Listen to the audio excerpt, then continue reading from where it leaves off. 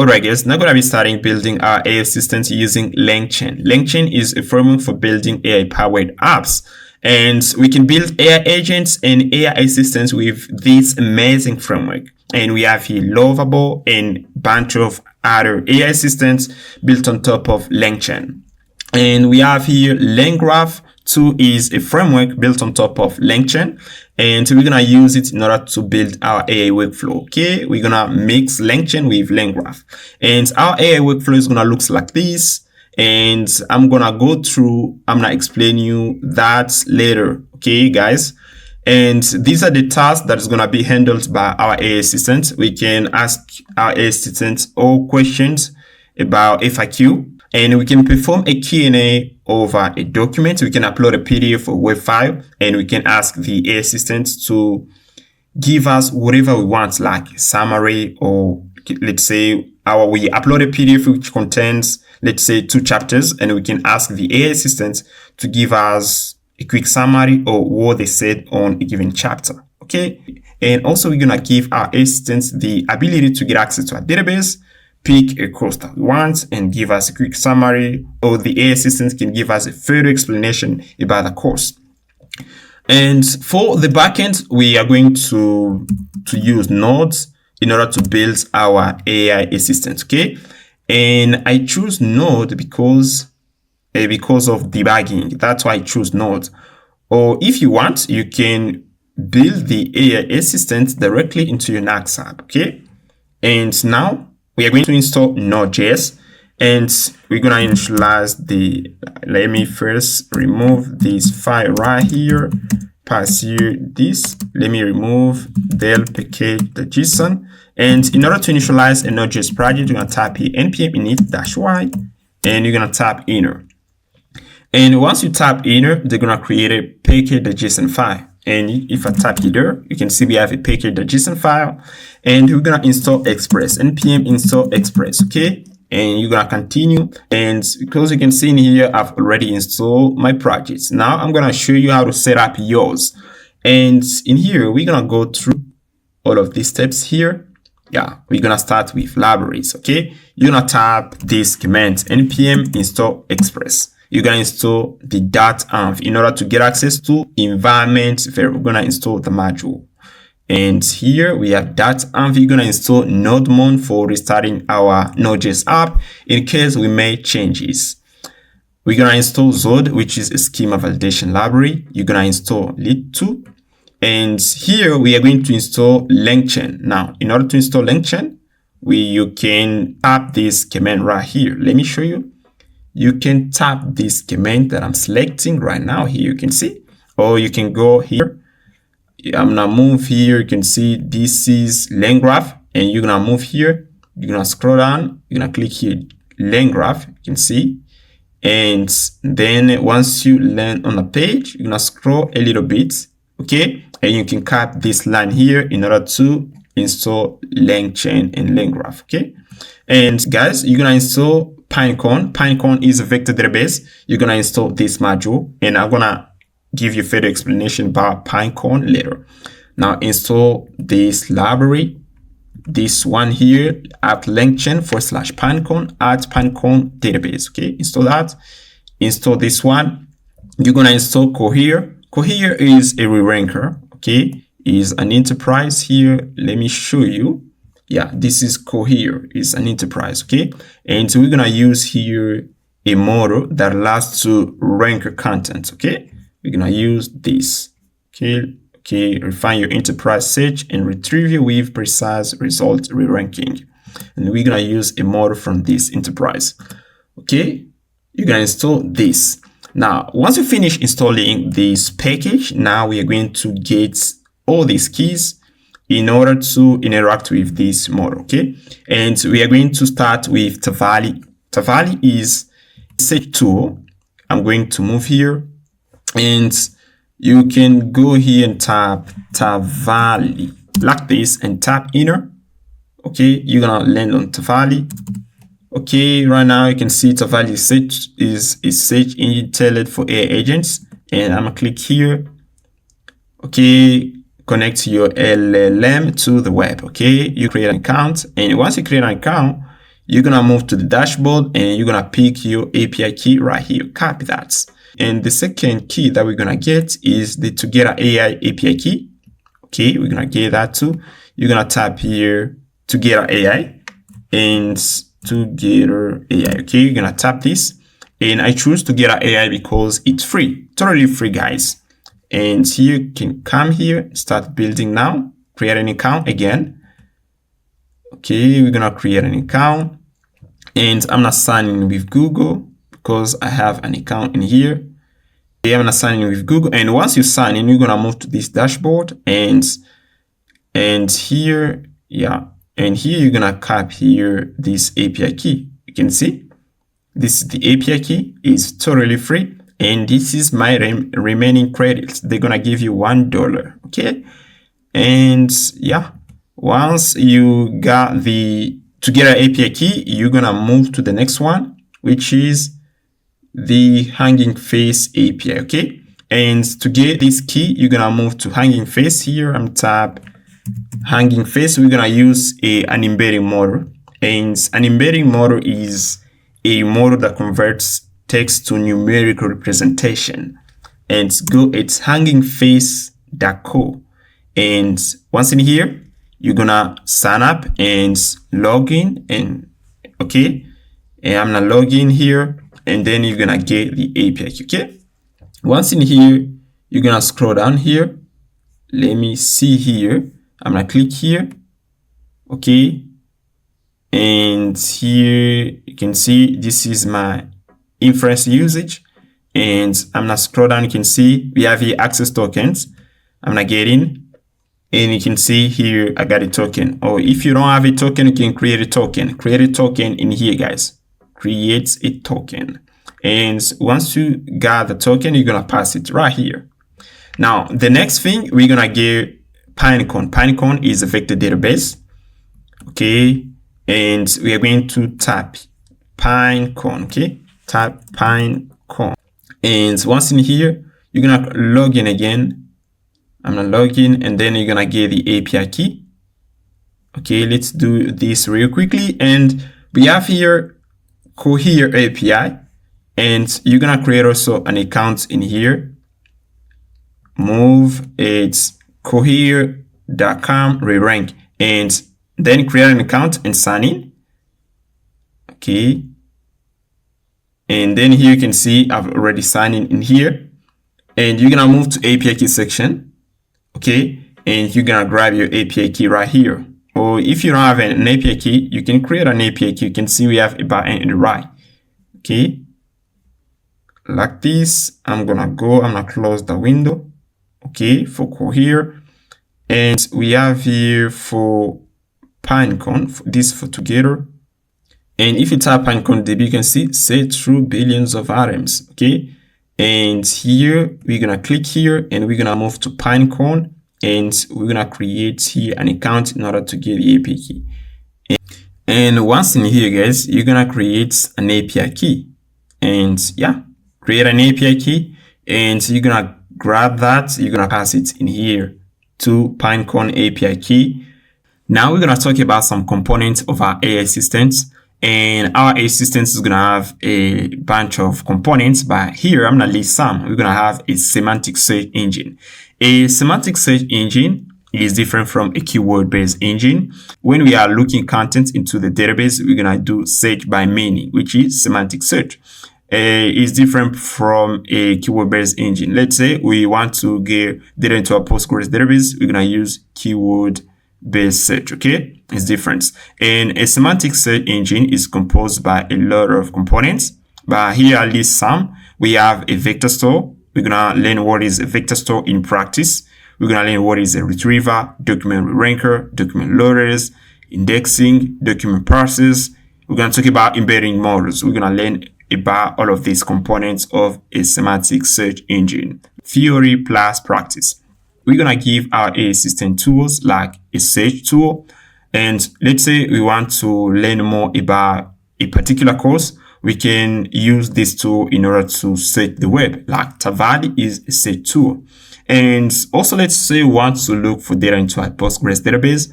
We can give our AI agents a tool that allows to grab data into our database. And we're gonna have also LangGraph and LangChain for routing to build our AI workflow. And with LangGraph, we're gonna have the possibility to give our AI assistant memory and a lot of things, guys. Okay. And now we're gonna talk about LLM. And here we have Google, OpenAI, and Amazon. And these are big tech companies. Okay.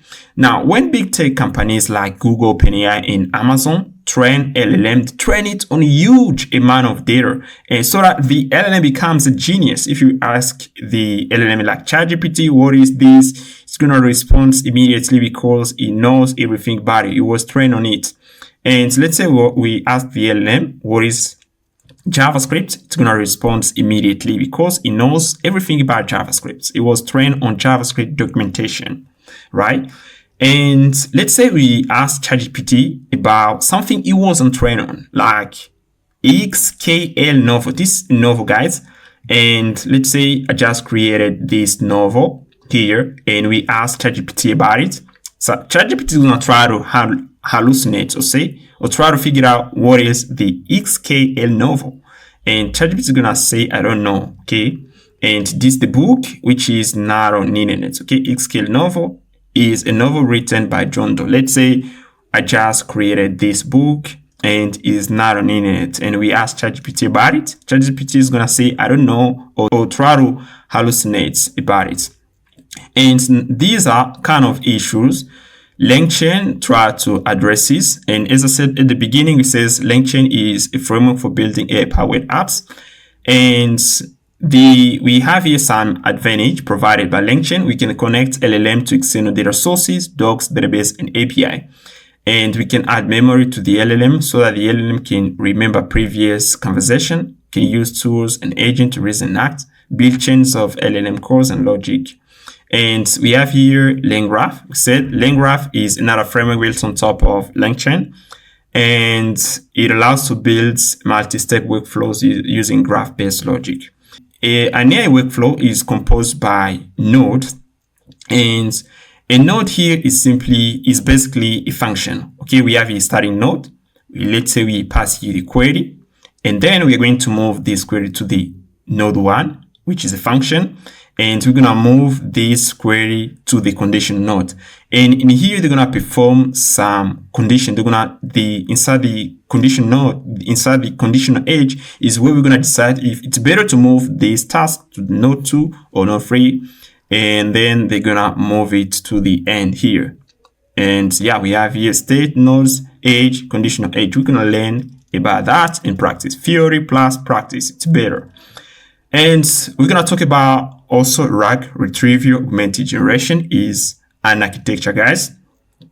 And if you want to learn more, you can go on Google and type what is RAG, types of RAG. You're going to learn a lot about it. And this is the architecture of a RAG app. And our AI assistant is going to be powered by this architecture. And let's say we have here user question. We're going to pass the question to the retriever. And once we pass that question to the retriever, and then the retriever is going to forward that request to the vector database and fetch content. And here is where we store our data into numerical.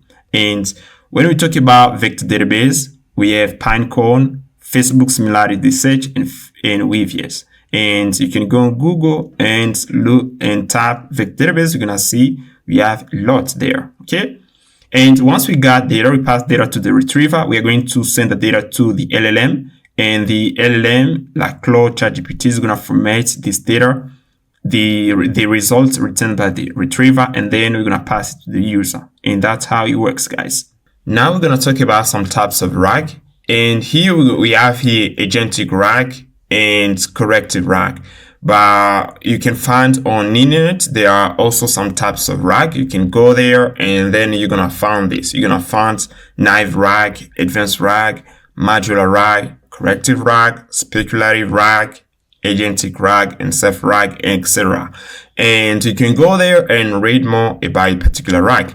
But throughout this video, you're going to learn agentic RAG and corrective RAG. Okay. And these are the types of RAG that we're going to put in practice. Okay, and now let me explain you what is agentic RAG. We can call it also a basic RAG. Okay, now let's say we have here a JavaScript book. Okay, you can see on this image in here, and in here we have a JavaScript book, and inside of this book we have a fake definition of JavaScript. Okay, and inside this book they say this JavaScript is a compiled language. Okay, this is fake, guys. Okay, and once we upload a PDF into an LLM, we upload a PDF into the LLM is going to return an inaccurate response. Okay, it means the LLM returns the content that it found into the PDF.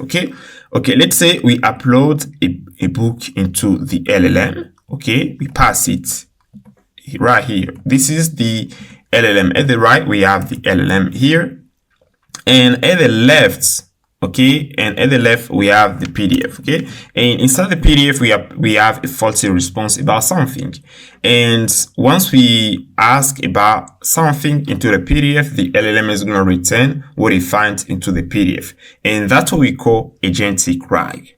Now we have here a type of RAG that addresses this kind of issue, which is corrective RAG. Okay, and that's what we call corrective RAG. Okay, this one here, this corrective RAG. Okay, now I'm gonna give you the same example. Okay, now let's say we upload again a book of JavaScript where we have inaccurate response here. Okay, we upload it into the system, and then the LLM is gonna check if this response that they retrieve into the PDF is accurate. Okay, and the architecture of this RAG is gonna look like this. Okay, now the user make a prompt, tell the LLM, now get into the PDF and retrieve and give me the definition of JavaScript. Okay, and now the retriever is gonna forward this request to the vector database and get data.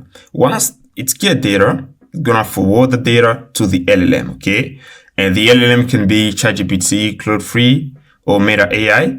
And then here the LLM is gonna use a tool like Tavali to check on the internet if this response is valid, if this response is correct. And then we are going to check on Google if this response is valid. And then we're going to return the data to the LLM. And then the LLM is gonna check. Okay, it's gonna compare which response is better.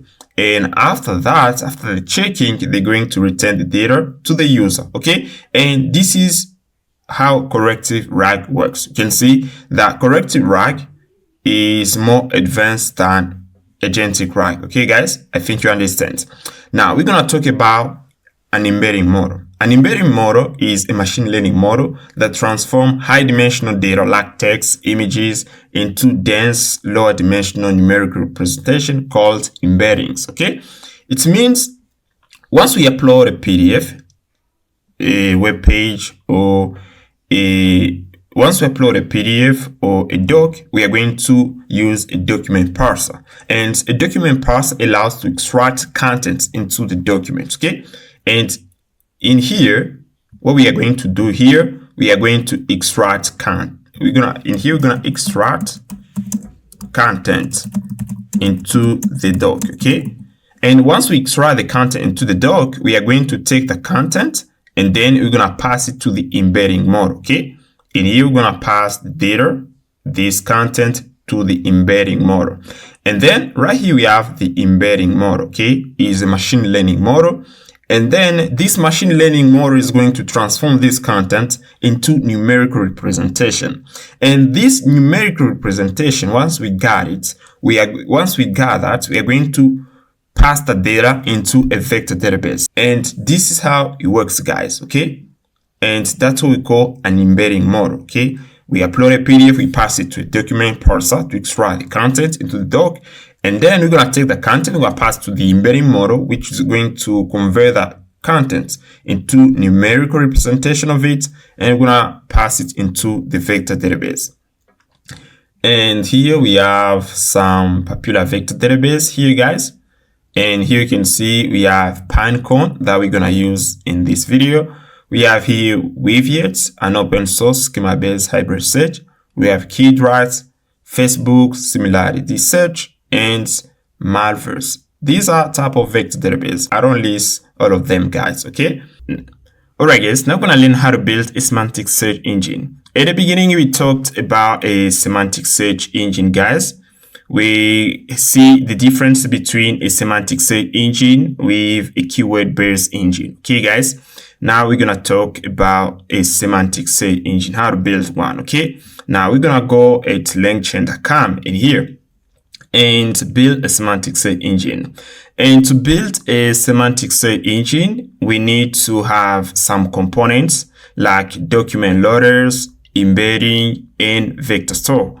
And we already talked about all of these components. We already know what is a document loader. A document loader allows to load a document and extract content into a document and then pass the content to an embedding model. And once the embedding model convert the text, the content into numerical representation, they pass it to the vector store. We already talked about that, guys, okay? And to build our semantic search engine, we are going to need to understand all these three components, okay? Now, let's talk about documents, okay? Now, in order to pass a document into a vector store, like Pinecone, we need to split the document into chunks, okay? At the beginning, our architecture looks like this. I'm gonna show you it looks like this one right here. And this is an improved version, okay, of this. And in here, you're going to see that I just added a component in here, which was missing. And first of all, we take the PDF, the document, we pass it to document parser, okay? Once we pass it to document parser, we are going to split the doc into chunks, okay? And that's what they call text splitting, okay? And we're going to split the doc into chunks, and then we're going to take these chunks, we're going to pass it to the embedding model, okay? And now let's see how it works in practice, okay? Now we're going to move in here, and then we are going to, I'm gonna scroll down, and we are going to copy this content right here. And this is a document, okay? And here I've already created an index.js file at the root of our project, and also create a .env file, and get into package.json file. And in here, you're going to pass your tab module. We're going to use ES6 module, okay? We're going to use ES6 module, okay? Pass your module. Now, this is a document, guys. And you can see I've already established some predefined steps that we're going to run through. For the first one consists of loading the document and extracting the content. I'm going to skip it for now, and we're going to come back. We're going to come back on that later, okay? Now, let's continue with this one. Yeah, I'm going to copy this content right here, and I'm going to pass it right here, okay? And we're going to say, this is a document. I'm passing you a document, okay? And we have docs array, and it's continue. Now, what I'm going to do, I'm going to split this document into chunks. That's what I'm going to do. And to split it, we need a function right here, recursive character text splitters. I'm going to copy that. Okay, and I'm going to pass it in here and pass that here. And here I'm gonna say the chunk size is gonna be 50 characters, and chunk overlap 10. And here, if we take a look into the console, if we tap console.log and we pass it all split, you're gonna see what we're gonna get. We're gonna get an array of chunk of documents. Okay, now if I pass here node index.js, and you can see we have here an array of 3 documents, okay? They take the entire document and then they split it into chunks, and that's what they call text splitting, okay? And here we have here 2 properties. We have the chunk size. It means for each chunk we're gonna have 50 characters, and chunk overlap we are going to take here. For chunk overlap, it means we are going to take a piece of the first chunk, okay, and then we're gonna pass it to the second chunk, okay? You can see dogs are great companion, known for their loyalty, and you can see the take here loyalty. They add it right here, loyalty and friendness. And chunk overlap allows to preserve the meaning of the chunk, okay? That's why you can see in here they take a piece of this chunk, they add it to the next one in order to preserve the meaning. And you can see we have here another example. I'm gonna move here, and here you can see we have a text. Ben is a good teacher. And okay, let's start with chain overlap. The take Ben is a good teacher. Okay, you can see the take again here, teacher. And here we use chain overlap in order to preserve the meaning. Okay, and without chain overlap, we're gonna lose the meaning of the next chain. That's why it's better to pass here the chain size and the chain overlap. After splitting the document into chains, we are going to embed these chains into an embedding model. And here we have some embedding model that we can use. We have OpenAI. For OpenAI, if you want to use an embedding model from OpenAI, you can copy this line and install it. And then you're going to pass here OpenAI embeddings. And you're going to pass the API key. And here, if you want for Azure, you can come here and copy this line right here. And I'm going to use here Cohere because we already have an API key for this enterprise. You can see if we get into the .env file, we have here Cohere API key. And now what I'm going to do, I'm going to simply copy this embedding model right here, copy that, and I'm going to head into the index.js. We're going to pass this code right here, copy that, and move at the top here, okay, like this. Now I'm going to go here again, and then I'm gonna copy that here, and you're gonna see what we're gonna get. Copy that, and I'm pass it right here, okay? And here you're gonna pass here your API key, and then pass a process.env, and you're gonna pass here, pass here Cohere API key. I'm gonna copy that, and I'm pass it in here. And also we're gonna import the .env here, import it, and make sure you already install it, guys. And now I'm going to head into my console here, and we're gonna see what we're gonna get here. I'm pass here nodes index.js, and you're gonna see we're gonna get an array of vector. Okay, let's wait a bit. Okay, and once they finish embedding, we're gonna get an array of vector. You can see this is a numerical representation of the first and second chunk. Okay, yeah, this is for the first chunk. This is the numerical representation of it. Okay, you can see they convert it into embeddings. Okay, now what I'm going to do, I'm pass here const vector. Okay, and then I'm pass here a weight, pass here parameters that, I'm pass here that all. And parameters.all takes an array of parameters. And here, what I'm going to do, I'm going to copy this. You can see brackets over the embedding query. It returns the parameters, okay? And here, I'm going to copy that. I'm going to pass here all splits like this. That map is an array. And pass here, we can pass here content. And pass here doc content. Yeah, we're going to pass doc content, and then we are going to pass it right here. We're going to pass it, can pass here doc that, yeah, we're going to pass it doc that page content, okay? Doc that page content, and then we are going to take that. We're going to remove that, and here and pass here vector that slice. Now let's see what we're going to get again here. On some type here node index.js, and we're going to get here an array of vectors, okay? And now let's wait a bit and see what we're gonna, yeah, we got here an array of parameters, okay? And here what I'm going to do, let me just put my cursor over the vector. Yeah, we got here an array. Inside of this array, we have here another array. Now let me remove that array right here. And if we bracket, we got only one array here. And now if I pass here this again, we're gonna get an array of vectors, okay?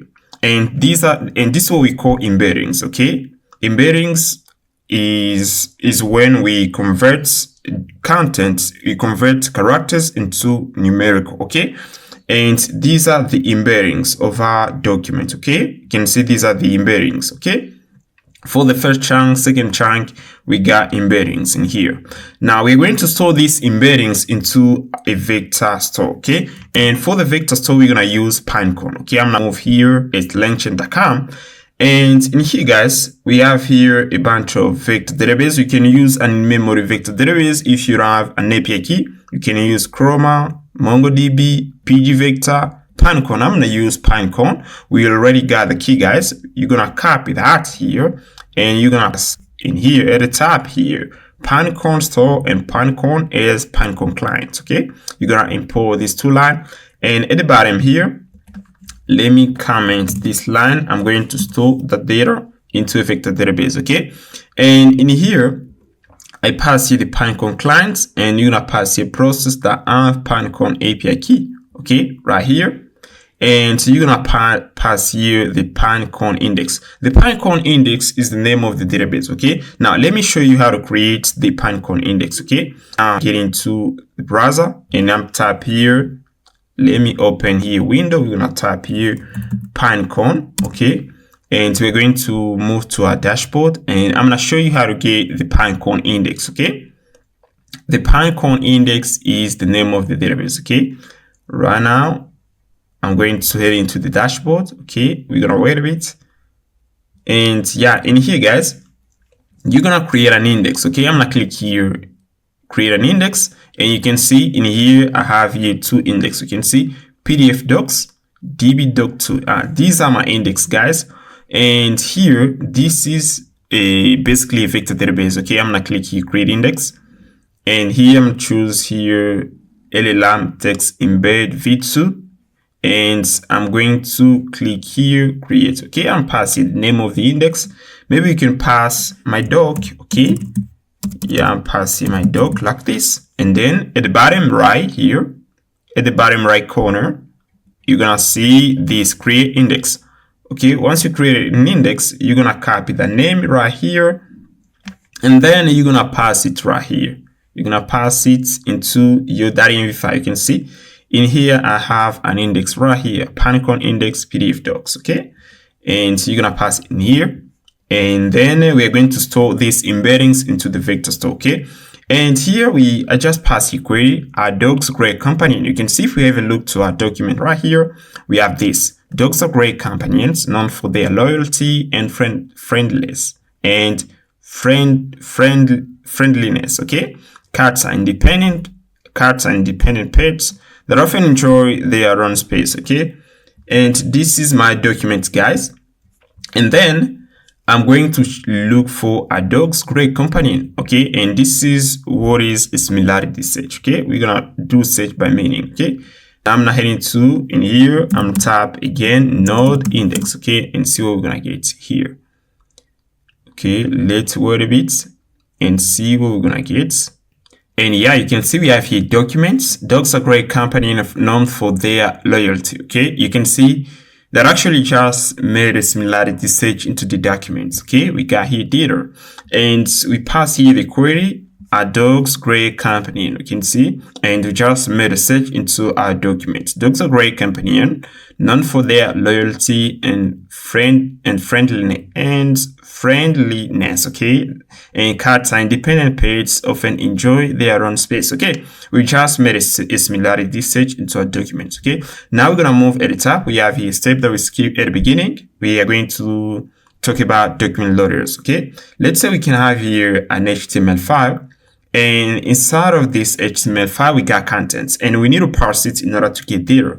And to do so, we're gonna use a document loader. Okay, now we are going to move here document loaders, and here we have a bunch of document loaders for every type of file. We have for CSV, PDF, HTML, and so on. Okay, now I'm gonna click here how to guides for document loaders, and you can see we have here document loader for CSV, PDF, HTML, Markdown, and so on. Okay, now I'm going to click here CSV. Yeah, I'm gonna click here for HTML. We have a document loader. Okay, yeah, I'm gonna move here at the right. We have here Cheerio. I'm gonna use Cheerio, and if you want to move to this page, you can go on Google and tap this Cheerio, and I pass here Cheerio documents loader LangChain. Okay, you're gonna tap this and you're gonna move to the page. Okay, now I'm gonna go back in here. Cheerio, we got Cheerio here.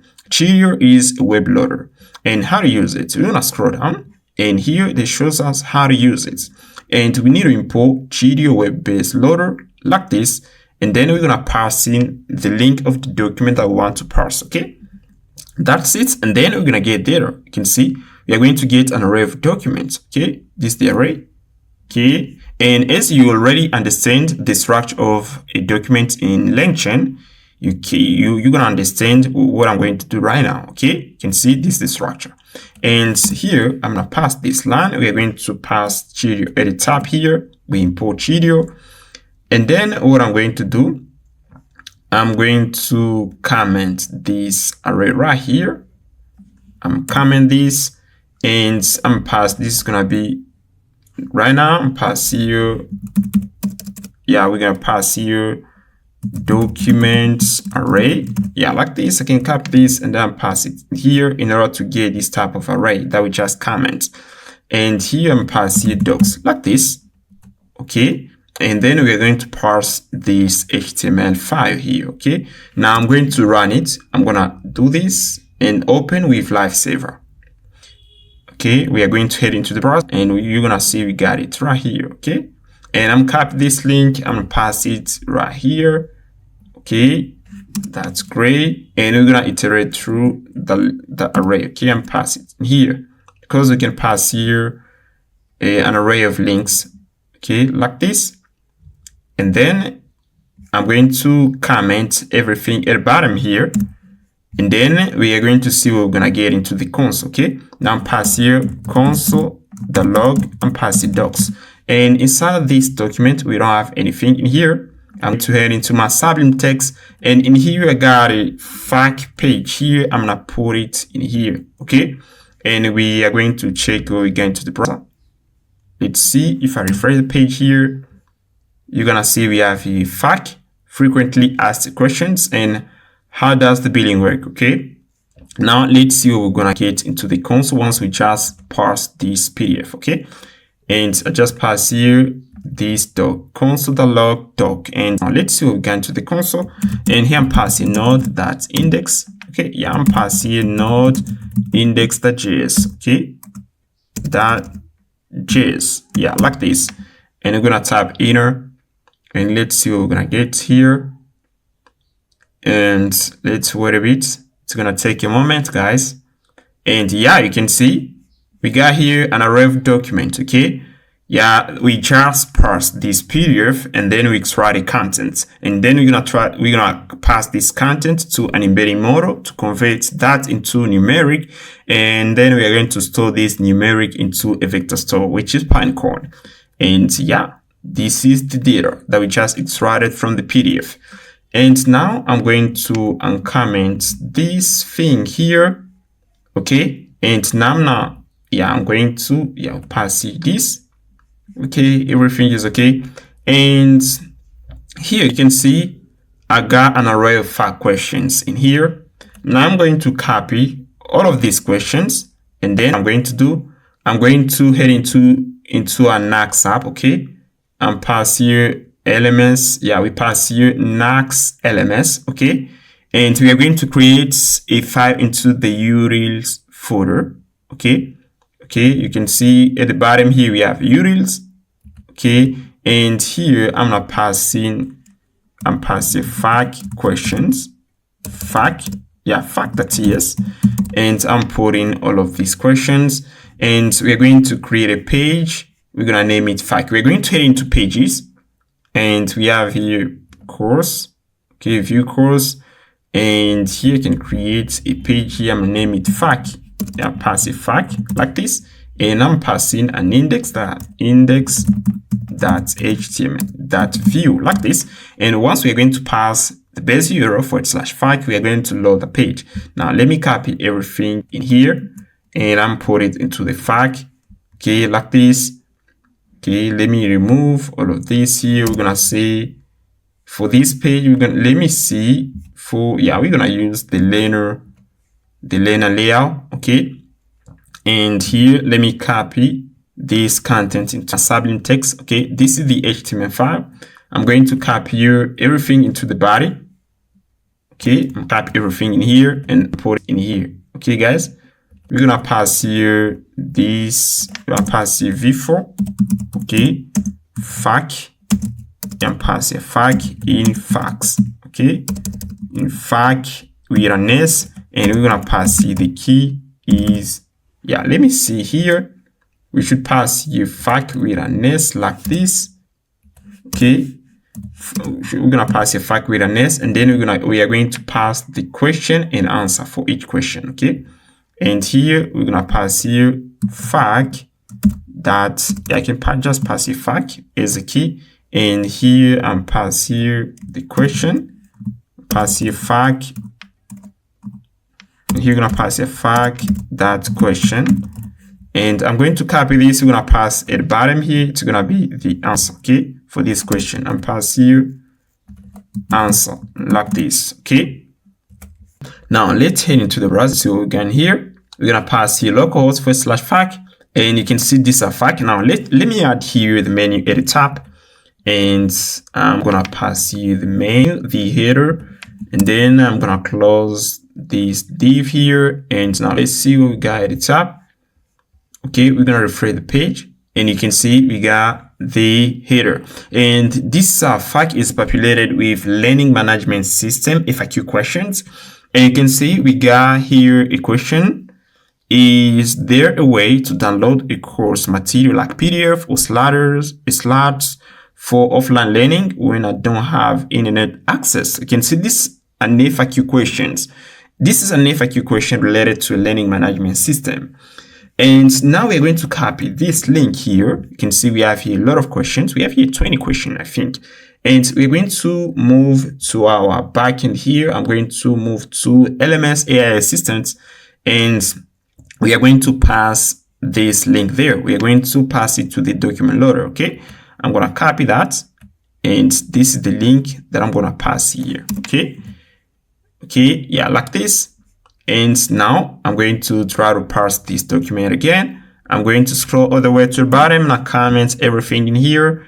Yeah, I think we're gonna get here an array of documents, and that's what we pass to the embedding mode. Okay, now I'm gonna get rid of this line here. Okay, and now we are going to move item here. We are going to pass here a question. Okay, let me check here how to reset my password. Okay, how to reset my password. Okay, like this. And now we're gonna head into the console here. I'm gonna move here, and now I'm gonna pass here node index.js. Okay, and we're gonna get rid of the index.html right here.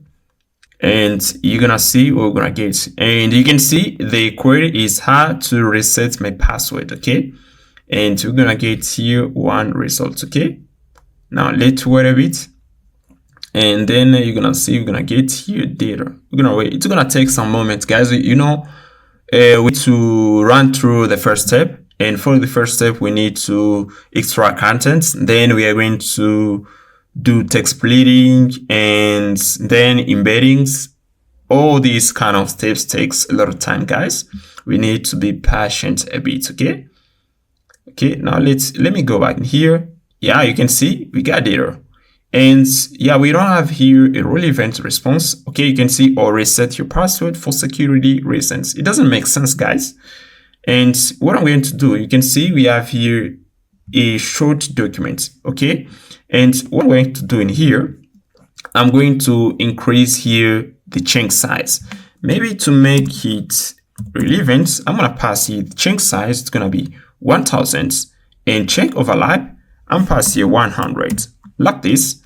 And then let's see what we're going to get. And here right now, I don't want to see a single array. I want to see the entire array. Okay, what we are getting back. Okay, and guys, don't forget to increase the chunk size. Okay, pass this, and here you can see I just pass here chunk size is 1000, and chunk overlap I just pass here 190. Yeah, we're gonna let it like this and see what we're gonna get. And here I'm going to move to our FAQ, and here I'm going to look for reset password and see the results. Okay, how can I update my page? Okay, how can I reset my password if I forgot it while trying to access my e-learning dashboard or profile page? Okay, If you forgotten your password, click on the forgot password link on the login page. You'll receive an email with a secure link to reset your password. Follow the instructions carefully. Okay, we should get a response which is right here. Yeah, which meets this contents right here. Okay, now what I'm going to do, I'm going to go back in here, I'm going to head into here, and you can see, or reset your password for security reason, and yeah, we don't get a relevant response, guys. I'm going to try to rerun this again. Yeah, they don't apply this modification here, guys. Chain size right now is 1000. They don't apply it. I'm not rerunning it again, okay? And they're gonna apply the modification. Or if you want, we can try to modify the name of the vector database. If I pass here my doc, for the index, I'm gonna pass my doc to make things clean, okay? You can see here for the Pinecone index, if you don't have the result what we want, okay, I'll pass here another index. I'm going to head into my data file, and I'm gonna modify here the index and pass here another index. Let me copy this, and I'm gonna pass here my doc like this. This is the name of our index, my doc like this. And now let's rerun this again and see what we're gonna get. Okay, now I'm tap enter. And guys, don't forget to modify the name of the index. Okay, I just passed this one, and here you can see we have here the data, the response, the LMS Academy sign in, FAQ, frequently asked questions. How can I reset my password if I forgot it while trying to access my e-learning dashboard, okay, or profile? If you've forgotten your password, click on the forgot password link. You can see, and this is a relevant response, guys, okay? And we have here top four documents, okay? You can see we have the first chunk here, the first document is similar to the second document, okay? You can see, and this is a relevant response, okay? Now I'm gonna try to pass in another question. We're going to move to our FAQ page, and in here I'm gonna try to pass here this question, okay? I'm trying to pass a query related to this question, okay? How do I receive a certificate of completion after finishing a course on the e-learning platform? And is it credited? Is it credited? Okay. And yeah, you can see once you complete a course and pass any required assessments, a certificate of completion will be generated automatically. You can see. Now, here's how I'm going to write the query. Okay. Now I'm going to scroll at the bottom and I'm past this. Should I receive, okay, I'm past it. Should I receive a certificate of completion if I finish my exam, okay, or if I finish the course, okay? Now let me check here if this query that we pass here is similar to the file question, okay? You can see in here the start, how do I receive a certificate of completion, okay? And here I do I receive a certificate if I finish the course? You can see, let's say this is my query, okay? Now let's run this again and see if we're going to get a relevant response, okay? Now I'm going to pass here this. I'm gonna run this, and then we're going to wait a bit and see what we're gonna get here. Check if you're gonna get a relevant response, okay? Yeah, this doc right here is relevant, guys. You can see we have here something at the top here. It begins like this: download materials. Okay, you can see track progress seamlessly while on the go, and you can see if you continue even when you are not on, even when you are not near a computer or laptop. How do I receive a certificate of completion? Yeah, you can see we have here a relevant response, guys. And if we continue, a course on the e-learning platform is accredited accredited once you complete a course or pass any required assessment. A certificate of completion will be generated automatically. Yeah, we got it, guys. We have here a right response, okay?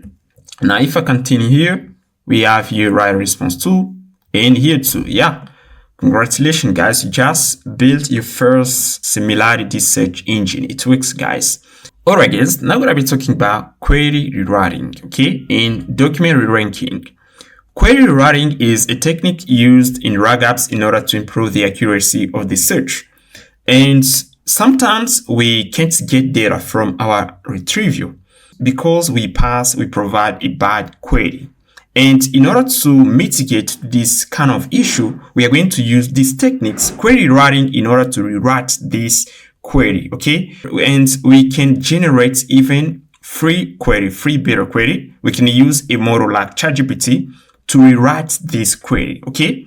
And you can see I'm going to move to ChatGPT here, and I pass ChatGPT this query. You can see this is my question, query writing this query for RAG app. Should I receive a certificate if I finish the course? And here ChatGPT said, sure, here's a clear written version of the query suitable for RAG app, okay? Retrieve augmented generation. Will I receive a certificate upon completing course? They rewrite this query for better retrieval. If you want a few more variations for better retrieval, here are some options. Do I get a certificate after finishing the course? Is a certificate provided when the course is completed? These are the variations of this query in order to get the data. How can I obtain a certificate after the course completion? Okay. And this is what we call rewriting technique, query rewriting technique. If you go on Google and type query rewriting RAG, you're gonna see this. Build advanced RAG app. Query rewriting. Query rewriting means we will rewrite the user query. Let me zoom a little bit here. You can see query rewriting means we will rewrite the user query in our own words. There are RAG app will know best. Okay, yeah, best, I'm not going to continue, okay? Let me copy this free query right here. I'm gonna copy that. Let's say for this one right here, we don't get data. We got an empty array like this. And then we are going to recheck. We are going to check again. The user can provide a bad query, and we can use a model to rewrite it, okay? And it's better. I think you understand what is query rewriting, okay? Now we're going to talk about document reranking, okay? Now you can see in here, when we run this query here, we have here how many documents right here? 1, 2, 3, and 4 right here. We have here 4 documents related to this query right here, okay? Now to use reranking, we are going to use Cohere reranker. And we already the API key. If we get into the .env file, we have here Cohere API. We have it here. We're gonna use that here in order to re-rank. Okay. Now you're gonna come here. We already gave the API key. Now, in order to set it up, we need to. You can see in here they give us an example.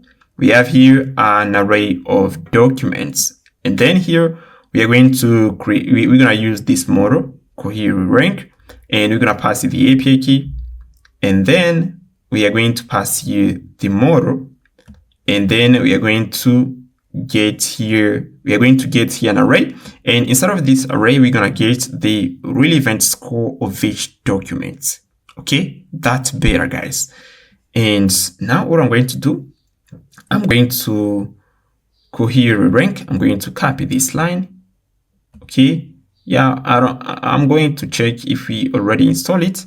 Let me head into my JSON file to check if we already install Cohere. Yeah, you can see we already installed Cohere. Now I'm going to copy this line here, and then I'm going to pass it at the top here. Let me pass it at the top right here, and we just okay. And then I'm going to copy this here. Okay. I'm gonna copy this, and let's see what we're gonna get. Okay, and if we move at bottom here, I'm going to, you can see we pass here Cohere rank, and this is the array of documents. I'm copy this, I'm going to pass it here. Yeah, this is the model. I'm passing docs. Yeah, we're gonna pass it docs, and we are going to create a constant here. This is the query, okay? And I'm passing cons query is equal to this. We're gonna pass here the query like this. Let me pass here the query. Okay, I'm gonna pass here the query, and then we are going to pass here the query too. And re-rank English. Okay, this is the model. And now we are going to, let me remove this. And now we are going to see, let me check if we pass the better key, cohere API key, and that's what I'm passing here. And now we are going to run this again. And now we're gonna check what we're gonna get here. And let's check. Okay, we got an error, guys. You can see model re-ranker English v2 not found. Okay. Yeah, I'm gonna modify version here. If you move to this link here, yeah, we have here link. Yeah, in here I'm gonna pass here this model re-rank English v3. Yeah, I'm gonna pass here v3. This is what I should pass here. This is a model provided by re-ranker by Cohere. Okay, we're going to try this again. I'm tap this, and let's check what we're gonna get. And you can see we have here 4 documents. Okay, the index 0, relevant score 0.99. Okay, the relevant score is the same for every document. Okay, that we got. Okay, that's cool. Now let me try again here. I'm going to move to a fact, and I'm passing in our query. Okay, let me check here. We're gonna move to a fact here. Let me pass. How can I update my personal information, such as email? And here, I'm going to pass here how to update my email, okay? I'll pass this, how to update my email, like this. And now we're going to run this and see what we're going to get. Okay, let's wait a bit. And you can see, I just passed a query which is so different from this question right here. Okay, how can I update my personal information such as email address, profile picture, or password on the e-learning platform? Okay, and you can see I just provided a query which is different, which is far different from this one. Okay, yeah, you can see we got the answer here, guys. Okay, we got the answer with same relevant score. Now I'm going to do in here, I'm gonna try to reduce here the chunk overlap here. Let's say we reduce even the chunk size here and see what we can get in here, because sometimes we can't get the same relevant score for each document. You can see in here on this example that they provided in here at LangChain, you can see what is the capital of the United States, and here you can see we have here this. You can see for the index 3, the relevant score is 0.19. For the second one, 0.20. Okay, it can't be the same sometime. Okay, now let's check in here again. Yeah, you can see it changed. Okay, is I just reduce chunk size, it changed. Okay, yeah, you can see in here, you can see relevant score 0.98 for the first documents. For the second, the third, and fourth, the relevant score is 0.79. Yeah, we can pick the first one, is better. Yeah, this was ranked by a model that we call reranker. Okay, if we move at the bottom, we have here Cohere rank, and it was ranked by this. That's great. Alright guys, now I'm going to be talking about LangGraph. We just finished talking about document reranking and query writing techniques.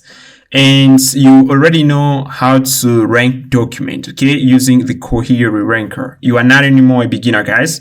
And you are not anymore a beginner because you already know what is semantic search engine. You can build one. You already know what is a vector store, what is a document loader, and what is an embedding model. Okay, an embedding model allows to convert text into numeric. Okay, now let's talk about LangGraph in order to build our AI workflow. Okay, we're gonna talk about that. Now an AI workflow is a set of node and edges. And here you can see we have the starting node. A starting node is basically a function.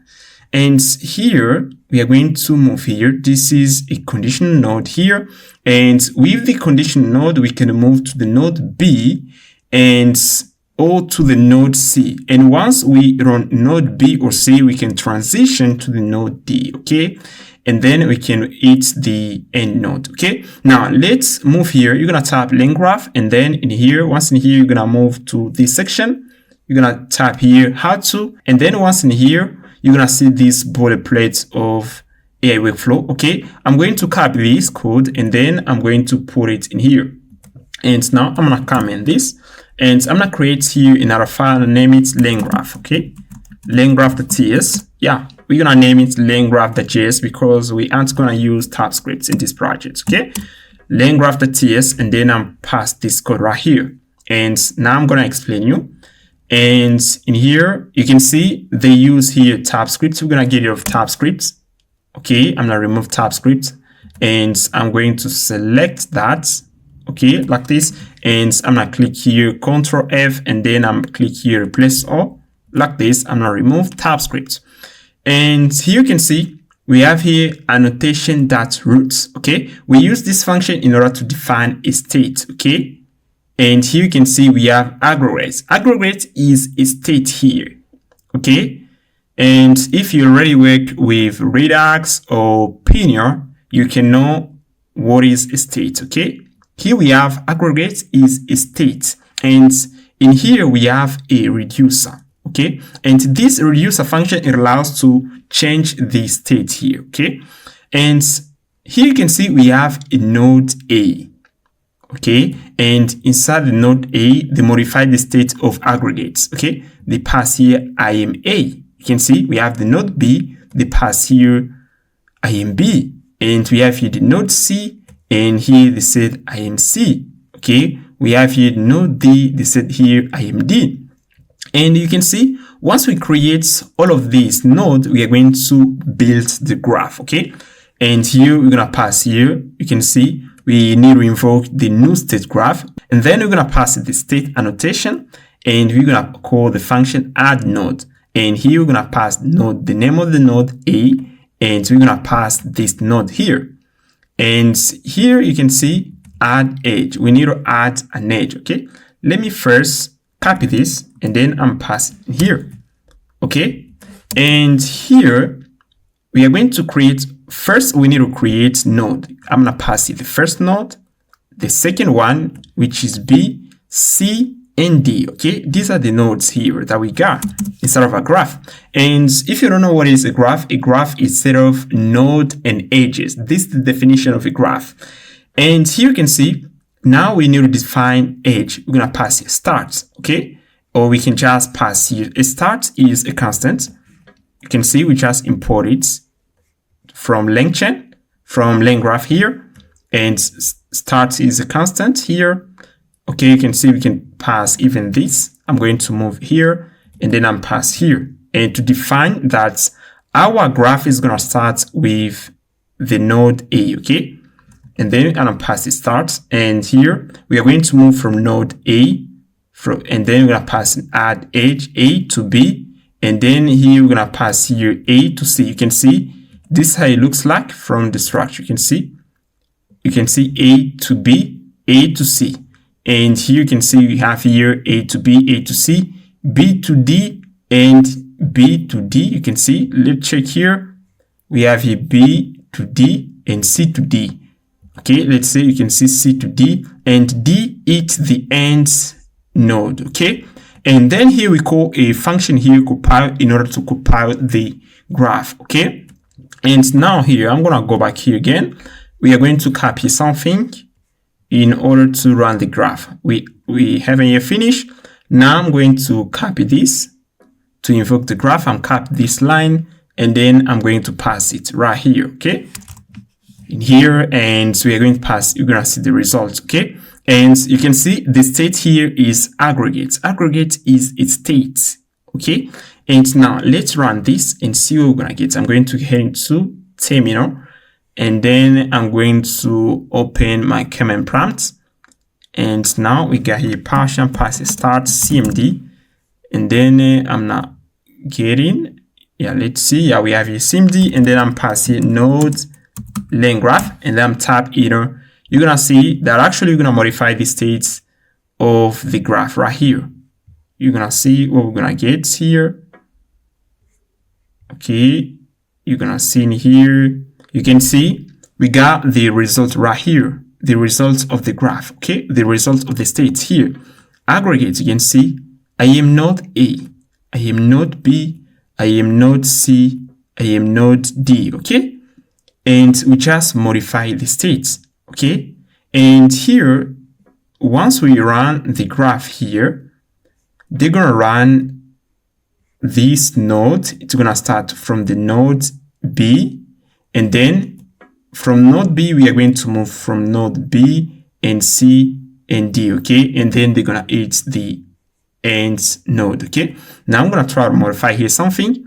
Like you can see we have here node D, and then I'm passing hello world. We are going to modify the state from the node D, and I'm passing hello world. I can pass even hello world, and then you're gonna see we're gonna add hello world into the graph. Okay, I'm pass here. I'm gonna pass enter, and then you're gonna see what we're gonna get in here. Here you can see at the end we have hello world. And in here you can see when we create a node, guys, we need to pass here parameter, which is the state. You can see we have here the states. We use the state parameter in order to get access to the state here. And here I'm going to define here another state. I'm pass here, I'm pass here message. Okay, and here I'm going to copy and pass here annotation, and then I'm going to initialize and pass a message. Okay, I can just pass here users. Okay, this is the state. And I'm passing annotation, I pass a default value, and then here I'm gonna return here another function. I'm gonna say default value, it's gonna be an empty array like this. And then once we're gonna move to the node B, we are going to do this. I'm going to pass here this. I'm gonna return the new state and pass here users, and then I can pass here Ben. Okay, Ben1, I'm passing Ben1, and once we move to the states, to the state C, I'm going to check in something. I'm passing a condition, and here I'm passing if state. Okay, that, and that we are going to pass here users. Okay, and we are going to check that length here. We are going to pass here something console. I'm passing a console that's log. There is a user. Okay, there is a user in array. Okay, something like this. And then I'm pass here this. I'm going to copy this. I can just say this. There is a user in array, and I'm pass here from node. I'm pass here from node C like this. Now let me remove this, and then we're gonna run this and pass here node LangGraph. Okay. And let's check here. We're gonna get in here. We don't get here a message. Okay, we pass here Ben. You can see actually we have here user into the array, but we don't pass here, but we don't console there is a user in the array. Okay, this is the node C, and here you can see, let me check the order of execution. You can see they run B first, okay, before C. Okay, they run B. Okay, they run, we pass it into the node C. Okay, they run B, and then they run C. We don't pass it in here. I'm going to move it. I'm not move it into the node B because they run the node B first. Okay, and I'm not comment this. We're gonna try this again. I'm going to move here. I'm pass here. I'm tap this again, and check and see what we're gonna get. Okay, we don't get a message here. Now let me check why. You can see we have here the nodes. We have here node where we add a user. You can see this is the node B. Okay, inside the node B we add a user. You can see we pass here user. Now I'm going to copy this. Inside the node B, the state of the users array is empty. Okay, now I'm gonna copy this one.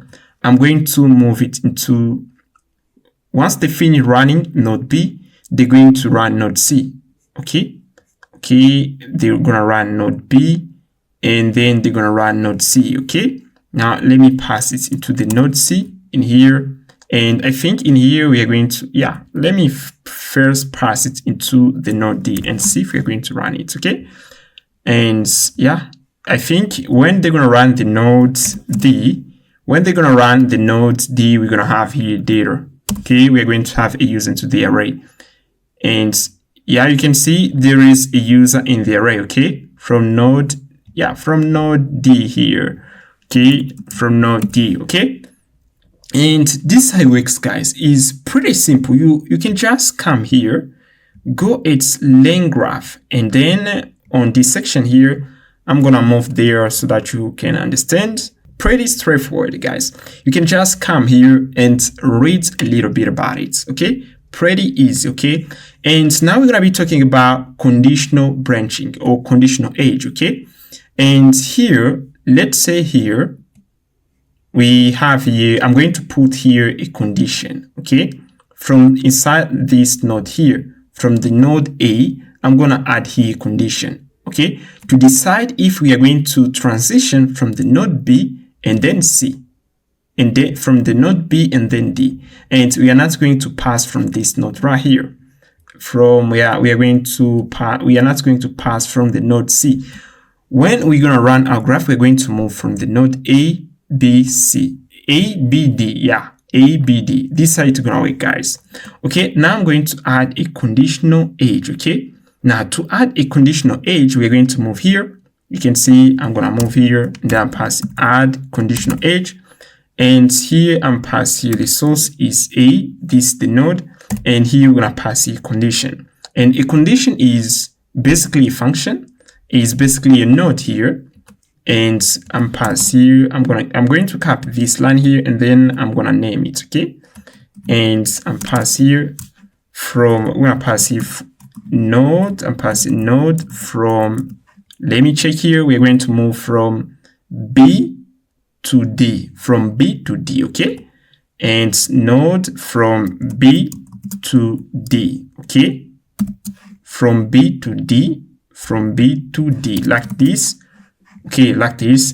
And here, in order to move from B to D, we are going to check if we have a user into the array, and then else we are going to move from C to D. Okay, now here's our condition. I'm going to move here, I'm gonna comment this line here, and then I'm gonna add here this condition. Okay, we're gonna pass here if user is equal to 1, we are going to move from B to D. Okay, else we are going to move from, I forgot again, guys, sorry about that, we are going to move from C to D, from C to D. Okay, that's what we're gonna do. Okay, now I'm going to comment this, and I'm gonna comment this, and now we're gonna add here the condition. Okay, and inside the node A, I'm gonna move this, and then pass it into the node A, because I want to add here user,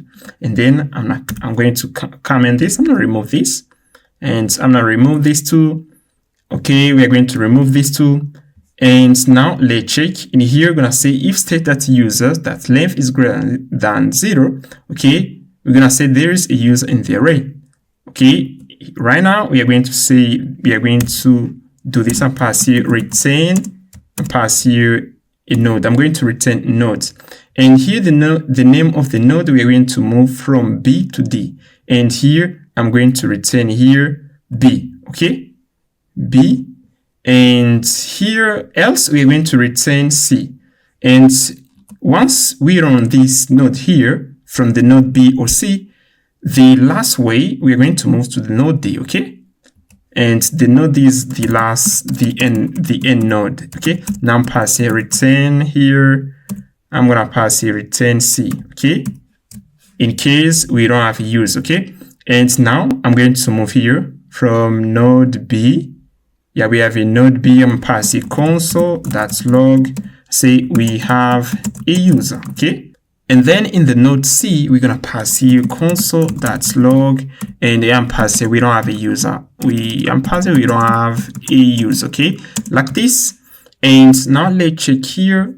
I'm going to move here, and you can see in here, we add here the age B and C. I'm going to remove this since we just added here a conditional age, okay? And from the conditional age, we are going to decide if we're gonna move to the node B or C, okay?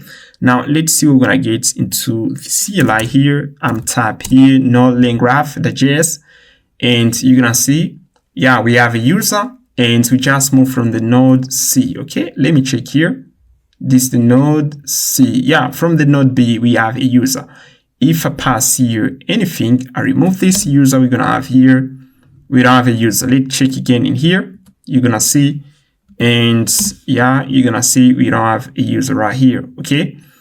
And yeah, it works pretty well. And this is the conditional age, okay? Conditional node, guys.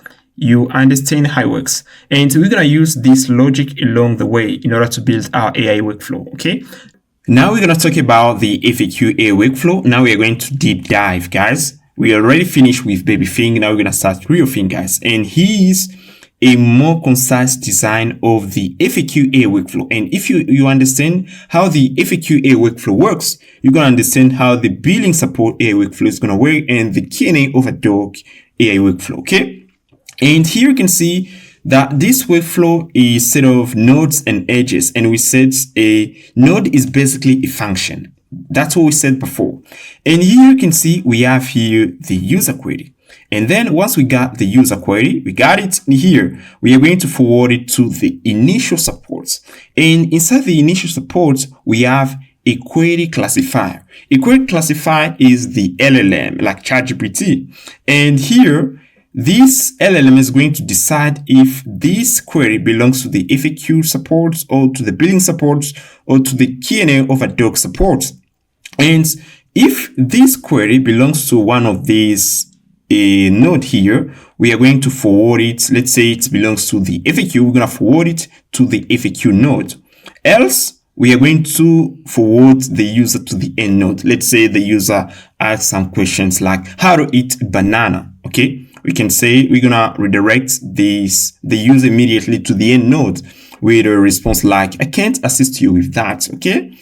And here you can see if the query is relevant, we are going to move it to the FAQ node, okay? And inside the FAQ node, we have a query rewriter. Yeah, I can pass here.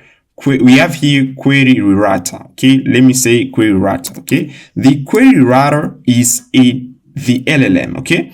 And here, when we're gonna rewrite the user query, okay? Let's say the user asks a question like, reset my password, okay? We are going to rewrite it for better retrieval. How to reset my password? We can rewrite it like this. How to reset my password? How can I do to reset my password? Okay, etc. Okay, and this is the query writing node, okay, of the FAQ node. And then we are going to take that. We are going to move it to the fact tool. And this tool is basically a function, and then we are going to use this function in order to transition to our semantic search engine. And inside of our semantic search engine is where we are going to embed the user query and perform a search into the vector store, like Pinecone. And then we are going to request data to this page, to the FAQ page host inside of our Nuxt4, okay? And we are going to return data like this. We're gonna return data to the semantic search engine, okay? And once we got the results, we are going to forward it to the response synthesis, okay?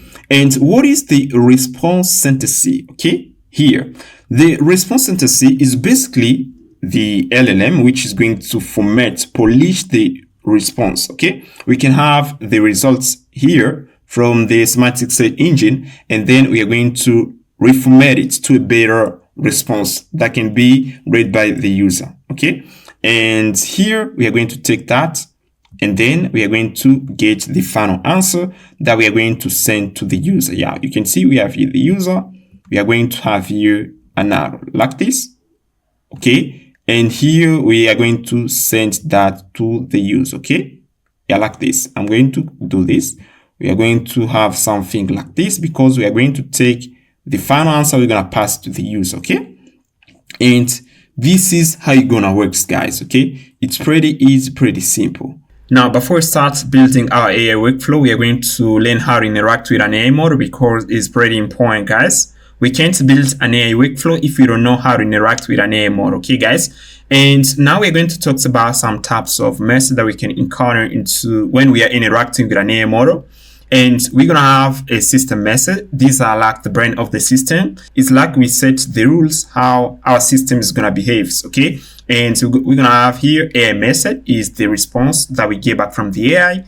And the human method is the message that we send to the AI. When we ask ChatGPT to do something, they convert it to a human message, okay, guys? And now let's see how it works in practice. Now you're gonna create chat model.js at the root of your project. And we're gonna put in this code. You can see in here, just import data file in order to get access, the data in order to get access to our environment variable. We have here result to get our AI model, and human and system method, okay? I just import them from LangChain, okay? Do that. And in here, you can use even OpenAI model. You can see I use here chat to get our AI model because it's totally free, guys. And you're gonna pass you the model, and you can see I pass it Meter Elama 3.18 billion instruct turbo, okay? And we pass here the temperature property, and the temperature property controls the behavior of the model, okay? And here we're gonna pass you the API key. You're gonna pass process.env to get our AI API key, okay? Now in here I'm gonna create an array of method, okay? We're gonna say this is gonna be an array, and I'm gonna define here a system method, and we say a system method is like we define the brain of the system. We just give the AI the row, okay? Okay, and here I'm passing you system message, okay, like this, okay? And we're gonna pass you this, translate this sentence. Yeah, translate this sentence in French, okay? And pass you in French. And what I'm gonna do here, I'm gonna pass you a human message, okay?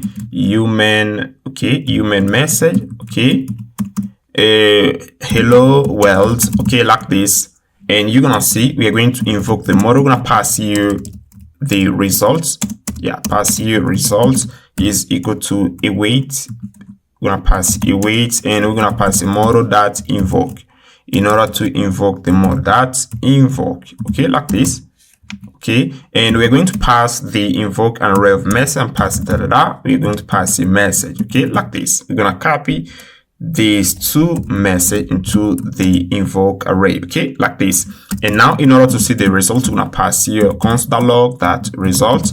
And now let's head into the console and see what we're gonna get in here. And now I'm gonna open my command prompt and pass a start and cmd. And then I'm gonna close this one here. Okay, we got CMD in here, and then I'm passing node chat model, okay, the JS. And now let's see what we got in here. And you're gonna see we're gonna have here an object. You can see we have here content bonjour monde, which is the French message returned from the AI, and you can see AI message is an object. And you can see that this is an object, okay? We got here the content. And what if you want to get access to the content? You can pass here that content like this, and then we're going to see the message here. I'll pass here this again, and we're gonna see here the content, okay? Okay, because we have here an object, okay? And now we can pass something like this too. Okay, guys, I'm pass here an object and pass here the row. And we're gonna say the row is system, okay? And we're gonna pass here the content, okay? Pass here the content of the message and pass here, translate this sentence in French, okay? Sentence, okay? And pass this, and yeah, we can pass, and then we can pass here another message and pass here this, pass here row is equal to human, okay? And human like this, and we can pass also the content like this. And we are going to translate into French. How's it going? Okay. And pass here how's going. And let's try this again and see what we're gonna get. You can see in here we got the content. I'm tap again inner. And then you're gonna see we're gonna get here something. We're gonna say let's wait a bit. and then we're gonna get again, yeah, comment ça va, okay? We got the message translation, okay? How are you? Okay, it works pretty well, okay? Now, what I'm going to do in here, guys, I'm going to convert the response that we get back from the AI into a JSON object, okay? I need to get something like this. We're going to have here an object, and then pass it. Translate is going to be the key, and we need here the value, okay? The translated method. And now I'm going to pass here to the invoke function. We're going to pass here the second parameter, and we're going to pass it response format, and we're going to type a type JSON object. And we are going to use a module zod to JSON schema. Okay, we say in here we need an object, okay, and we are going to have the translate is the key, and the translator message also should be a string, okay. And now let's run this again and see what we're gonna get in here. Okay, let's try this. Let me see what we're gonna get. Let's wait a bit. Yeah, you can see we got here an object, and you can see translate is a key, and the translator method is a value. Comment ça va? Okay. And now we are going to install the Zoto schema, Zoto JSON schema module. You're gonna go at npmjs.com and you're gonna type this command in order to install it. And what this package basically does, it just converts a Zoto schema into a JSON object. Okay. You can see we have here a JSON schema, my schema, and we define here an object. My string should have a string and minimum a minimum length of 5 characters, okay? And my union, we should have here number and boolean, okay? And then we pass it to the Zoto JSON schema function, and then they're gonna convert it into a JSON object, okay? You can see, and in here we have properties. My string, you can see type string, min length 5, okay? My union, they convert it into this type of object, okay, guys? Now, what I'm going to do, I'm going to talk about this. You can see that actually we have here our AI workflow for the FAQ, okay? Now we're gonna build this. You already get all the basic, okay? Now we're going to start from the initial node, okay? This is the initial node, okay? Now what I'm going to do, I'm gonna copy this. You can say we are going to move into the, yeah, I can just pass here something. I'm gonna name it AI workflow, okay? Yeah, we can work in here too, doesn't matter, but I think we are going to head into first the LangGraph.js, and I'm going to create another file. I'm gonna name it lessons, and we are going to import in the file. Yeah, LangGraph.js, we're gonna import in the file, and we're gonna stay with chat.mod.js. Okay, I'm going to copy everything in here. I'm gonna copy this and I'm put it into the chat.mod.js file. We're gonna work in the file, okay? And in here, I'm gonna move to this file in here, okay? And I'm gonna create here a file at the root AI workflow, okay? AI workflow, okay, like this.js. And then is where we're gonna put in all our code. I'm gonna copy everything from LangGraph.js and I'm put it into the AI workflow.js in here. And also you can see we have here the index.js file is where we got our retriever. I'm gonna move it into the lessons and I'm gonna rename it retriever. Okay, like this. Yeah, okay. And now let's head into the AI workflow.js, and here this is our AI workflow. And what I'm going to do, I'm going to import in here the chat model. We are going to head into chat.mod.js and we're gonna copy all of this. I'm copy all of this and I'm gonna pass it into, let me copy that, and I'm passing to the AI workflow.js, and let me pass it in here, and we import here the dot, let me pass it right here at the top, okay, like this. And now here you can see we have here some states. We have aggregates and users. Now I'm gonna get rid of these states, we don't need them. And here I'm going to replace this one with next node, okay? Then we're gonna pass here message annotation.spec, okay? And this property right here is pre-built state annotation, and is where we're gonna solve the conversation between the AI and human. and it's like the method history. And you can see brackets over it. You can see this is a pre-built-in state. And here, if you scroll at the bottom, you can see we have here messages, and they use here annotation states in order to define the state. And we have the reduce property in order to modify the value of the state. Okay. Now we are going for the next node and pass here like we're gonna pass here like now it's gonna be a string, and now you're gonna create here an initial node and pass here initial node. Okay, it's gonna be the main node. I can pass here main node. Okay, and we are going to use the initial node in order to decide if we can move from a given node in here. Okay, and inside of it we're gonna have the query classifier. Okay, and pass here query classifier like this, and we are going to head in, and what I'm going to do in it, I'm going to define in a prompt. Okay, and I've already prepared a prompt, guys. I'm gonna copy it, and then we're going to move here. We're gonna create here a folder. We're gonna name it prompt. Okay, is where we're gonna put in all our prompts. And here I'm pass here initial support. I'm pass here main node. Okay, yeah, I can pass here main node like this, the ts.js. Okay, and I'm gonna pass here the prompt, and we have here system prompt.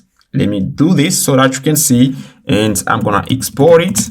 We have here system prompt, and for the system prompt, as we said before, is like the brain of the system. We define the behavior of the system. Okay, now you can see you are the 24/7 AI customer support agents for LMS Academy. This is the name of our Nuxt4, an online learning management system that offers technical and professional courses. And you excel at answering student FAQ about courses, schedule, certification path, and platform navigation, guiding users through billings, inquiry, payment methods, invoices, refunds, subscriptions, performing Q&A over uploaded documents, objectives of the system, resolve or clarify FAQ swiftly, citing official docs or links. For billing, financial questions, gather only no sensitive details. Escalation rules. If user asks for sensitive information, for example, full credit card numbers, response, I'm not authorized to enter that. Let me connect you to a secure billing team. Okay. And this is the prompt, guys. And you can see we just define here too the behavior of the prompt. Categorization system template. You are the AI writing engine for LMS Academy. Your job is to classify each user query into one of FAQ, billing, document, Q&A. Okay, the AI is going to be able to classify the user response. Okay, and we're going to use this prompt. And now what I'm going to do in here, I'm pass the export to, and we have here writing human check prompts and categorize human template. And we're going to use this prompt in order to classify the user message, guys. Okay, and here you can see we just define here some nodes where our AI should redirect the user. Okay, and here we continue here, and given the last user message and any assistant response, decide if the AI should route the conversation to FAQ, billing, document, Q&A. And let's say, for example, if the user passed the question, how do I reset my password? Current node, they're gonna redirect the user to the FAQ. Can I get a refund for my Angular course? Current node, billing. These are the example, and the prompt engineering techniques that I use here is few shots. Okay, I just passed this. Now we're gonna export this template too. Okay, now let's head into the AI webfilter.js. And we are going to invoke our model here. We're going to pass here support response. We're going to pass here a wait and model that invoke, and the invoke text array. We're going to pass it an object, and we're going to say the row is going to be a system message. Okay, and we're going to pass it the content. And if we head into the main node.js, we're going to copy this, and we're going to pass it in here, and we're going to pass this in here. We are going to modify the state. Okay, and I'm going to copy this. It's going to be an array, and then we're going to pass here message like this, and then we're going to pass here the support response. Okay, And now I'm going to invoke again the model in order to categorize the user query. Okay, pass here categorize. Okay, categorization response. Okay, and what I'm going to do, I'm going to pass here await model that invoke, and we're gonna pass here again. Let me copy what we got into the invoke, and we're gonna pass another system prompt. We're going to head into in here. We're gonna copy categorization system template. I'll copy that. We're gonna pass it in here. Okay, and also we are going to pass here the message history. You can see in here at the top we have here the support response, and we are going to pass the support response to the categorization response. Okay, now I'm gonna pass here const message history. We're gonna pass here state parameter in order to get access to the message, and we are going to pass the array in here. Pass here We're gonna copy the content, and we're gonna pass here another type, and we're gonna pass another prompt. The row is the user. We tell the AI to categorize the user query. Okay, now I'm passing the content, and we're going to head into again in here. We're gonna copy categorization human template. Okay, copy that and pass it here, and move at the top. We're gonna import that right here. Okay, like this, we are done. And now we are going to have here the response and pass a const.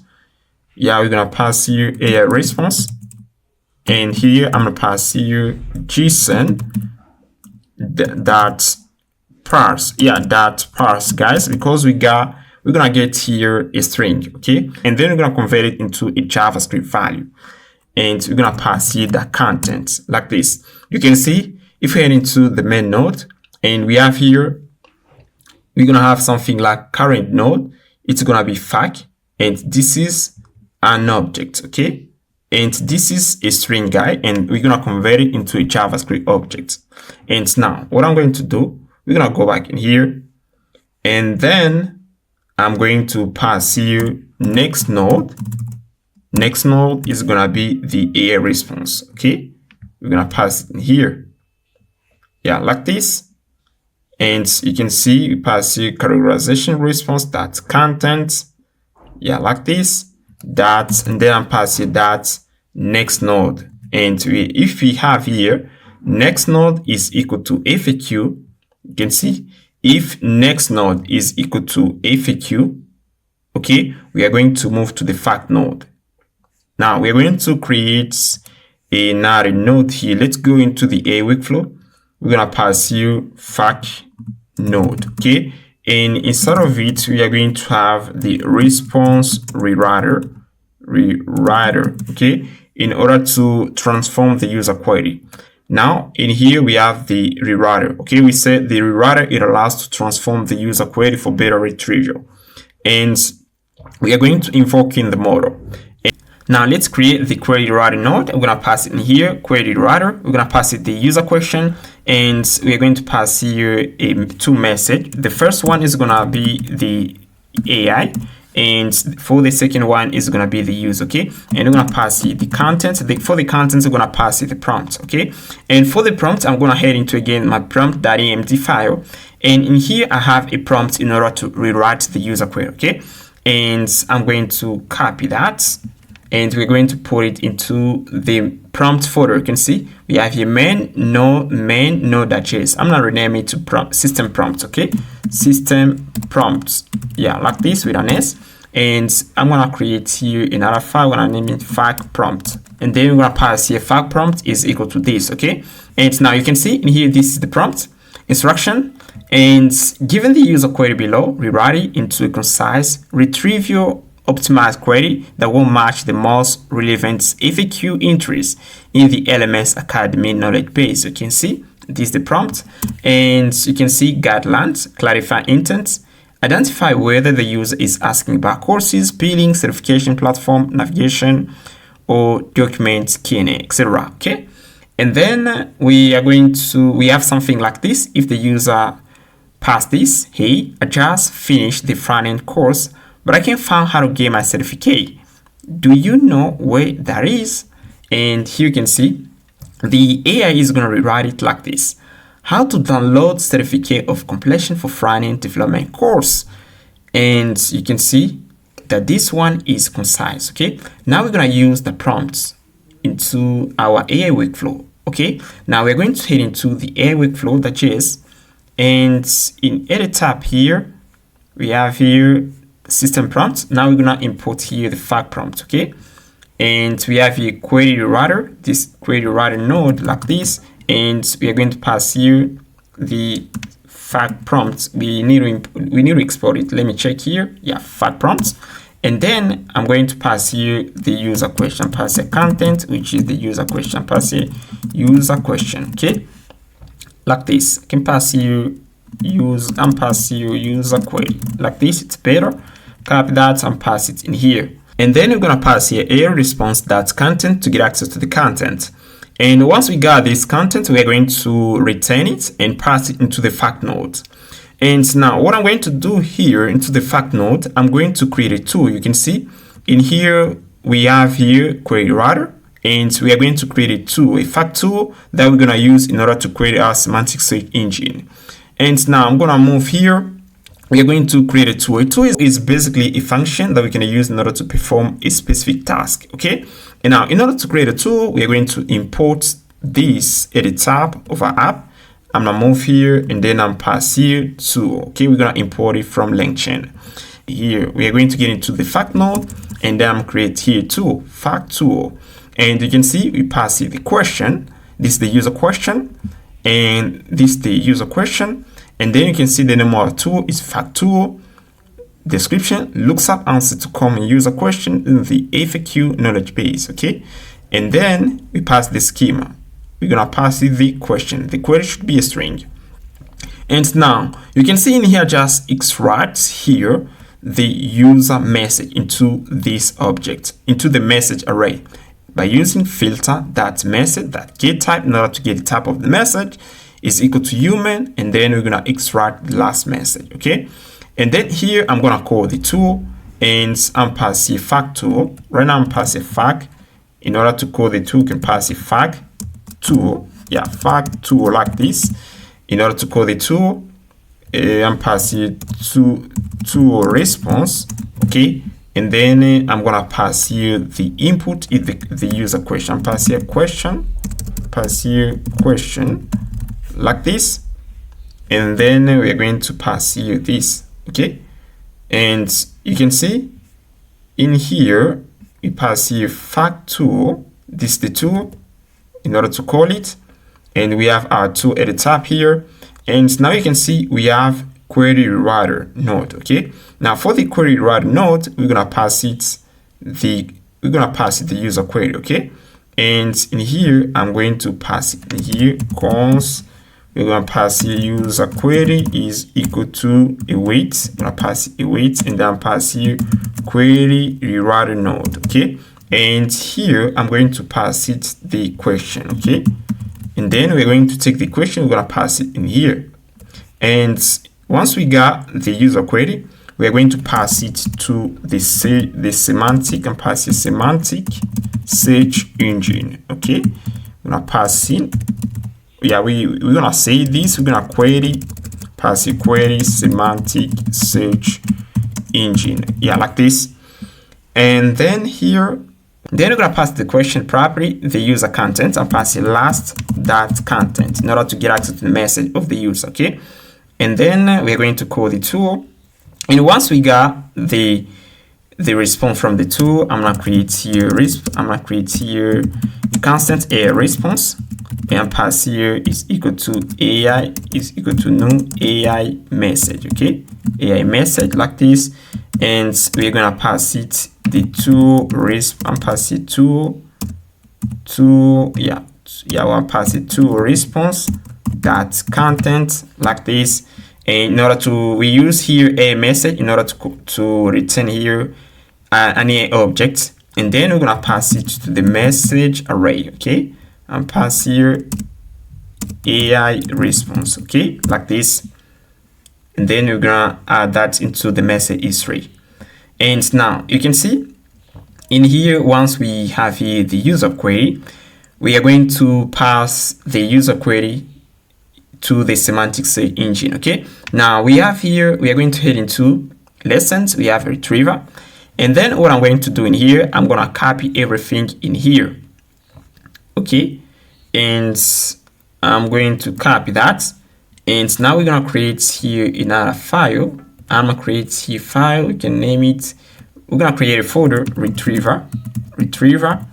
Okay, and then we're going to pass here, we're going to pass here fact, and pass here only my retriever. Okay, because we got another retriever.js like this, and then I'm passing this. Okay, and now what I'm going to do, you can see in here, once we query the retriever here, we pass it the fact page. This is the fact page, and then here we extract the content, we embed it, and we store it to the vector database. Okay, now at the bottom here we got the result here. This is the result, and we use here the reranker in order to rank the result, in order to get the relevant answer. Okay, now we're going to create here a function. Okay, now I'm going to create here a function. Let me see here. Okay, I'm going to copy everything in here, and then I'm going to wrap it into a function. I'm going to pass export function and pass here semantic search engine. Okay, and we're going to pass it the query. Okay, the query is the user query. Okay, like this. And I'm going to say it's going to be a sync here, because we have in promise a sync like this. Yeah, like this, guys. And then we're going to pass the query. Okay, and it's actually got an error. Okay, we are going to pass here export function, export a sync function, semantic search engine. Then we're going to pass the query to the similarity search function. We're going to get an array of documents, and we're going to use the query rank model in order to get the most relevant doc in an array. And here we are going to iterate through the ranked documents. It looks like this, and we have in an object, it has the key and value. It has two keys, the index and relevant score. And now let's iterate through it. We are going to pass here cons, we're going to pass here rank doc, yeah, like this, of re-ranked document. This is an array. And then what I'm going to do, I'm going to create an object here, cons, I'm pass here, yeah, I'm going to say relevant doc here. We're going to pass here the index, and we're going to pass here the value of now, and we're going to pass also the relevant score. I can pass here another key. It's going to be the score, it's going to be now. Okay, now what I'm going to do here, I'm going to check here if the relevant doc.index is equal to now. We are going to modify the value of the index here, pass here the index, and we're going to do this. Relevant doc is that index is equal to rank doc.index. Okay, like this, rank and pass here is equal to rank doc that index, and we're gonna copy that. We're gonna pass here score is equal to relevant score, like this. I'm copy that, and else we're going to modify the value, and we're going to check if the previous value is less than the actual value. Okay, we are going to perform a check here. If we are going to do this, we're going to copy the relevant doc score, which is the previous value, is less than the actual value. I'm gonna copy this. We are going to modify the value. If it's less, we're gonna modify the value. I'm gonna copy this. We are going to pass here relevant doc score. Relevant doc score is equal to rank doc that relevant score. I'm gonna copy this, is equal to this. Okay, because it's less. Else we aren't gonna do anything. Okay, guys. And then what I'm going to do, I'm going to return the results. The result here returns an array of documents. Okay, now what I'm going to do here, I'm going to pass here return. We're gonna pass here doc result1, and we're gonna pass here relevant doc like this, that index, yeah, like this, and then you're gonna get a relevant doc. Okay, now we're gonna pass here, I'm gonna type here Ctrl F, and here I'm gonna replace result1 with results. Okay, and then I'm tap in, okay, like this, guys, okay. And what I'm going to do, I'm going to add here a condition, which is the if statement. And the purpose here is to check if we got there into the results array. You can see this the results array, and inside of the results array return an array of documents, okay. And now in here I just check if we got data, if we got documents, and then we are going to iterate through the ranked document array in order to retrieve the document which has a high score, okay. Now we are going to head into the workflow.js, and in here we're going to call the semantic search function, okay. Pass here cons, going to pass here cons, going to pass here this cons, going to pass here const data away semantic search engine. We're going to pass here user query that AI response. You can see in here we return here the AI response, and which is the key. We pass it the contents, and then we pass here data.page content to retrieve the data, okay, because we're gonna get here an object, okay. And at the bottom here we are going to pass here another node, which is the response sentence, okay. Now we're gonna head into first inside the fact prompt.js, and in here we're gonna create a prompt in order to synthesize, in order to polish, to format the results that we get back from the retriever, okay. Now, what I'm going to do in here, we're going to read it a little bit in order to understand what it does, okay? Now, you are an AI responsible for synthesizing answers and checking relevance, okay? Your tasks are synthesize a final answer, okay? The AI must be short, clear, and actionable. Formatting, FAQ, bullet points, plus include this link, okay? This is our FAQ link. And here, we are going to continue, check alignment. Compare the user's question to the retrieved data, okay? If the answer fully covers the question, set alignment, okay? Fully answered. If the data is related, but incomplete, set alignment partial match, okay? If the data is irrelevant, set alignment no match, okay? Output, okay? Return only a valid JSON object, okay? Alignment is the key. Fully answered, partial match, no match is value, okay? Response is a key. Final response meant to send to the user, okay, is value, okay? Important rules. Do not include any text outside of the JSON. Do not use backtickets or markdown. Output must be valid JSON parsable by JSON.parse, okay? And here you can see pass user question and retrieve chunks, okay? And as we are using the prompt template, that's from templates, we are going to consider that this is a function that we pass to parameter, user question, and retrieve chunks. You're going to understand it when you're going to practice, guys, okay? Try to practice, and then you're going to understand how it works. Now, let's go back into the AI workflow.js.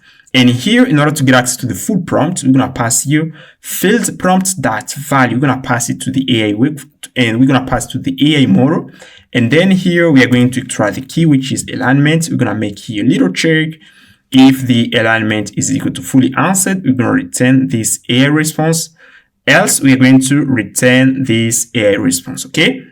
Now we're going to continue. We have here the out of scope node, and we're going to move the user to this node in case the user provide a query which is out of scope, like how to eat banana. We are going to move the user here. We're going to say here, I'm sorry, but I can only help with LMS related question like courses, billing, or document assistant, okay? We are going to return that to the user, okay?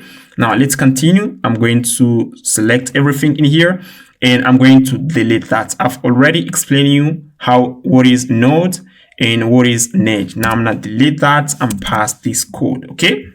And in here you can see we pass here the states annotation, okay? And it is to keep the next node and the message holds the conversation between the AI and human, okay?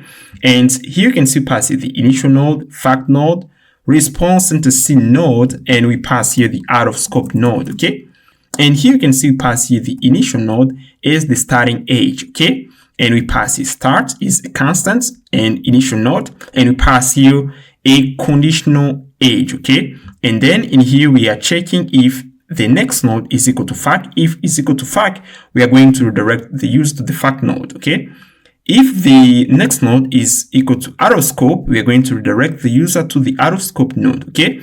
And you can see if we head into the system prompt here, I'm now heading to the system prompter.js. You can see I've added here a node which is out of scope node, okay? Irrelevant, nonsense, or unrelated to the LMS Academy. Return only the category name, okay? And we pass it in here too. We are going to return it. We're gonna say our next node is gonna be out of scope, like this. And now let's go back in here. I'm gonna go back. We are going to go back into the AI workflow.js, and in here, guys, we pass here another conditional edge here. We pass to the fact node, and we check here if the next node is equal to response synthesis. And here I'm gonna copy that. We should pass it here. We forgot to pass it to the fact node, okay? And because once we finish with the fact node, we are going to move to the response synthesis. We're gonna pass the next node, and then we're gonna pass here response synthesis, which is another node, okay? We are going to move this node in order to check if the result that we get back from the retriever is relevant to our question, okay? And then we are going to continue. We're gonna move at the bottom here, and here we pass here, we add here the fact node, and the fact node is the end node, okay? And we pass the out of scope node, it is the end node, and we pass here the response synthesis node, it is the end node, okay? And we compile the graph here, and then we pass the message, how to reset my password, okay? And now it's time to try this, okay? Now I'm gonna move at the top here, and then I'm gonna check everything, okay? Next node, everything is okay in here, guys. Everything is okay, initial node, okay, everything is okay. Yeah, but here we may get an error. Let me first pass this in here, okay? We may get an error. Now let's head into the command prompt and try this. We're going to tap here node AI workflow.js, and now let's see what we're gonna get in here, guys. Okay, let's wait a bit. Yeah, you can see we got an error, and here we got an error. Let's read it. Cannot read properties of any file. And so we have here an error into the fact node, okay? You can see this is the fact node, and on line 10, okay? Let me move here. We are going to head into the fact node here, and let me check here. We pass here we pass here the query, the data, everything is okay in here. And here for the to response, okay? Let me check here. Yeah, here I think we should get here the contents, and then here pass here that contents. Let me get rid of this here, and then we're gonna try this again, and then we're gonna take the error response. We're gonna pass the message, okay? Like this, I think everything is okay in here. Now let's try this again. I'm going to clear out the console, and then I'll tap enter. Yeah, you can see we got here another error, guys, and AI workflow.js on line 133. Response is not defined, okay? And yeah, we are going to move here again. We are going to fix an error, and we have here response. We are going to extract to the response because this is another key. I'm not pass it in here. And now let's check again for the last time, okay? And see if we're gonna get what we want, okay? Now let's wait a bit again. Now you can see in here we got the data, okay? And this is an array, okay? You can see at the bottom here we console the result here. This is the result, and here the messages is array. Now let's see here. You can see the first message here is the human message, okay? And you can see how to reset my password, okay? And here the AI respond, hello, I'm your 24/7 AI customer support agent for LMS Academy. How can I assist you today? Okay. And here we are going to continue. We got here the AI message again, and this is the data that we gave up from the retriever, from the semantic search engine, okay? And now here we are going to take that and summarize it or polish it, okay, by the response synthesis, okay? Now you can see to reset your password, click on forgot password, okay, link on the login page, and follow the instruction to set a new password, okay? This is a better response, and that's what we're gonna send to the user. Now let me go back here, and then I'm going to move here again, and I'm going to move here. You can see we have here the fact node. Yeah, this is the fact node, and I'm gonna pass here something like, we are going to see how they transform the user query, okay? I'm gonna copy that, and I'm pass here console.log, and I'm pass here transform query, okay, and we're gonna pass it in here and see what we're gonna get. And here I'm going to console to this data, I'm pass console.log, I'm pass here db data, okay, that's what we got from the vector database, and I'm passing here. And now we are going to pass in another question. Let me move to my fact here. I'm going to move here, guys, and pass here localhost. We're gonna pass here /fact, okay, and then we're gonna move to our fact, okay. Now let's see here. I'm going to look for a given question, okay. This is our fact, and now if we head into in here for the first question, you can see this is what we got, and the AI tried to summarize it, okay, and to make it short, okay. Now I'm gonna try to ask you another question. Here we are going to pick here, is there a way to download course material like PDF, okay. Let me ask this one, okay. Let me just pass here, what is the refund policy if I'm not satisfied with a course? Can I interact with instructors directly to ask questions about course? Okay.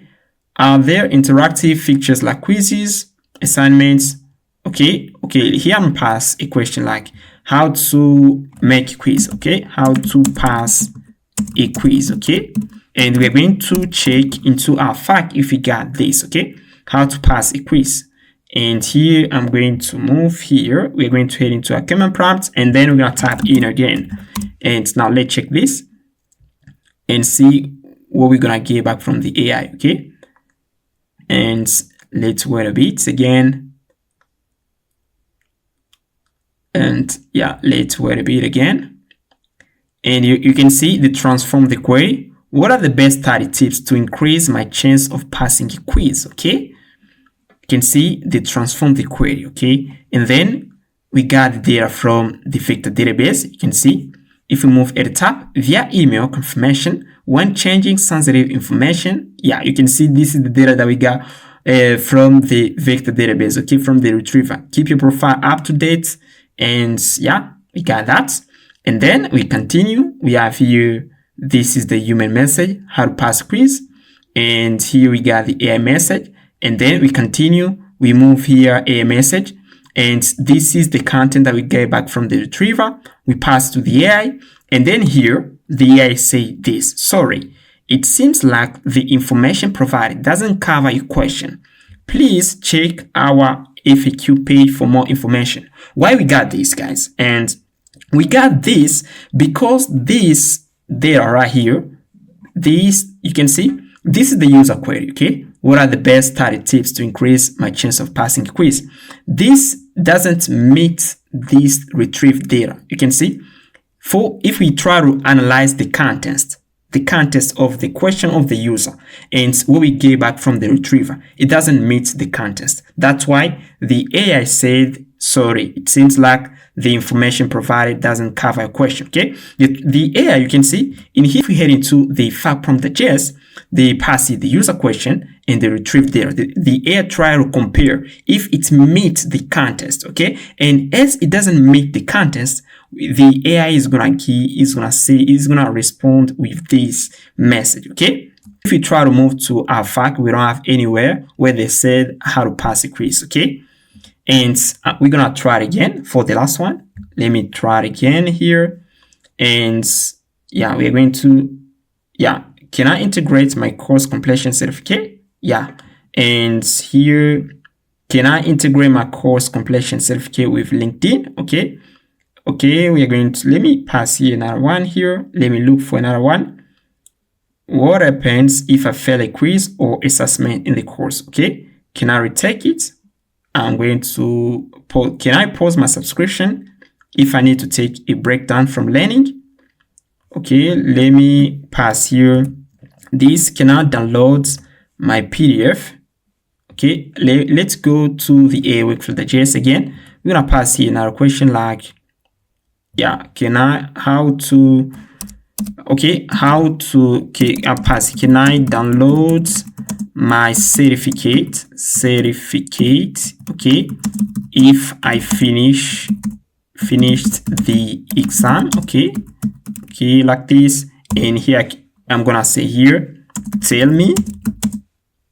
Okay, now I'm going to head into the command prompt again, and we're gonna tap here enter and see what we're gonna get.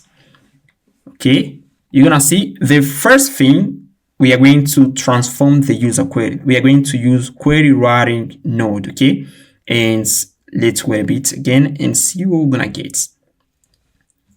And here, let's go here, and you can see they transform the query, and you can see after completing the exam, how do I download my certificates? Okay, they transform it, and then they're fetching data into the vector database and download material and track progress, blah blah blah, and so on. And then we pass it to the AI. Okay, we pass it to the AI, and then here we got this. Okay, now you can see this is the transform query. Can I download my certificate if I finish the exam? Tell me. Yeah, this is the human query. We transform it like this, and then we use this in order to fetch the content into the vector database. And at the end, we are going to get this. Yeah, you can see here the AI said, yes, you can download your certificate if you finish the exam. Once you complete a course, pass any required assessment, a certificate of completion will be generated automatically. You can download the certificate from your dashboard under my certificates. Yeah, that's good, guys. And we just finished. Now let's talk about the Q&A over document workflow. We already finished working on the FAQA workflow in previous part. Now we're going to talk about this workflow. You can see at the top we have the initial nodes, and if the user creates a query, we're going to send it to the initial nodes in order to classify it. And inside of the initial node, you can see we have some predefined nodes that we can move the user to. We have the FAQ, the Q&A over doc, the billing supports, the Q&A over courses. And if we classify if the LLM classify the user query that it belongs to the FAQ node, we are going to move the user here. If it belongs to the Q&A over doc, we are going to move the user here. And you can see inside of the Q&A over document workflow, we have another main node. And instead of this main node, we have the doc summarizer and the doc over Q&A node. If the element classified the user query that it belongs to the Q&A over doc, we are going to move the user here in order to search data into the documents. We are going to start with the retriever, and then we are going to pass the data to the LLM. And we have here a great document nodes. And we're going to use this node in order to check if the retrieved doc is relevant to the user question. And if it's relevant, we are going to generate the response to the user. We're going to send the response back to the user, okay?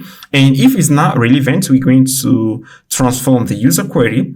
And the transformer node here, what it does, it basically transforms the user query so that we can get better data from internet, okay? Because we're going to pass the query to the web search, which is the value, okay? And then we're gonna use the value in order to browse Google. And once we got data, we're gonna send it to the value, okay? And once we got data, we are going to send it again to the grade document node in order to check if the data is really relevant to the user question. And that's how it works. Now, what if we redirect the user to the doc summarizer? Okay, we have here the doc summarizer. And here, the first thing, we are going to redirect the user to the first thing, we are going to fetch the data into the documents, okay? And then we are going to summarize the data, and then we're gonna get summaries, okay? And that's how it works, guys. It's pretty easy. If you understand this architecture here, you're gonna understand the code, okay?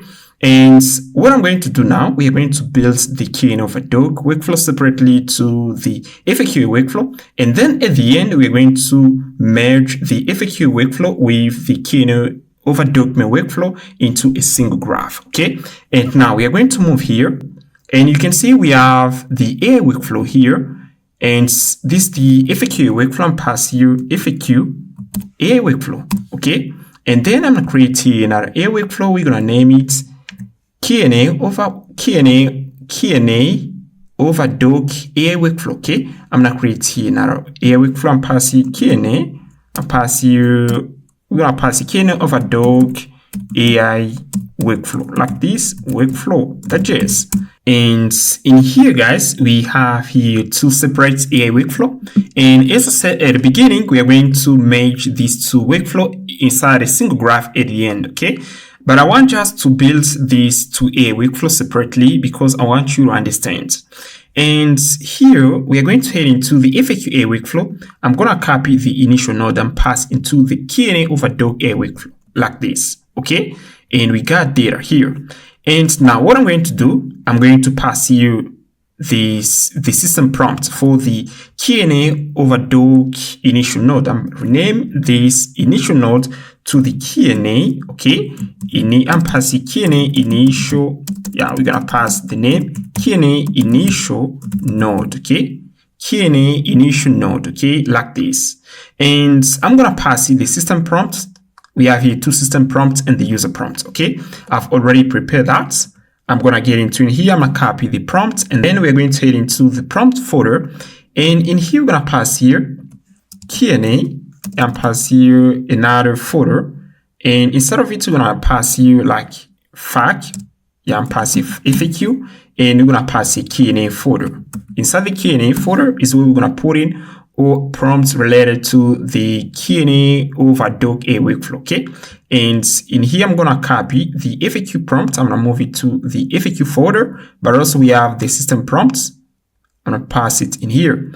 And here, I'm gonna get into the Q&A over doc. And in here, I'm passing system prompts, I'm passing system prompts, Q&A, yeah. Let's think about the name here. Q&A system prompt, okay? I'm gonna pass the name Q&A like this, system prompt, okay, like this, and then we're going to pass it the JS. We're gonna get in and we're gonna pass in the prompts, okay, like this.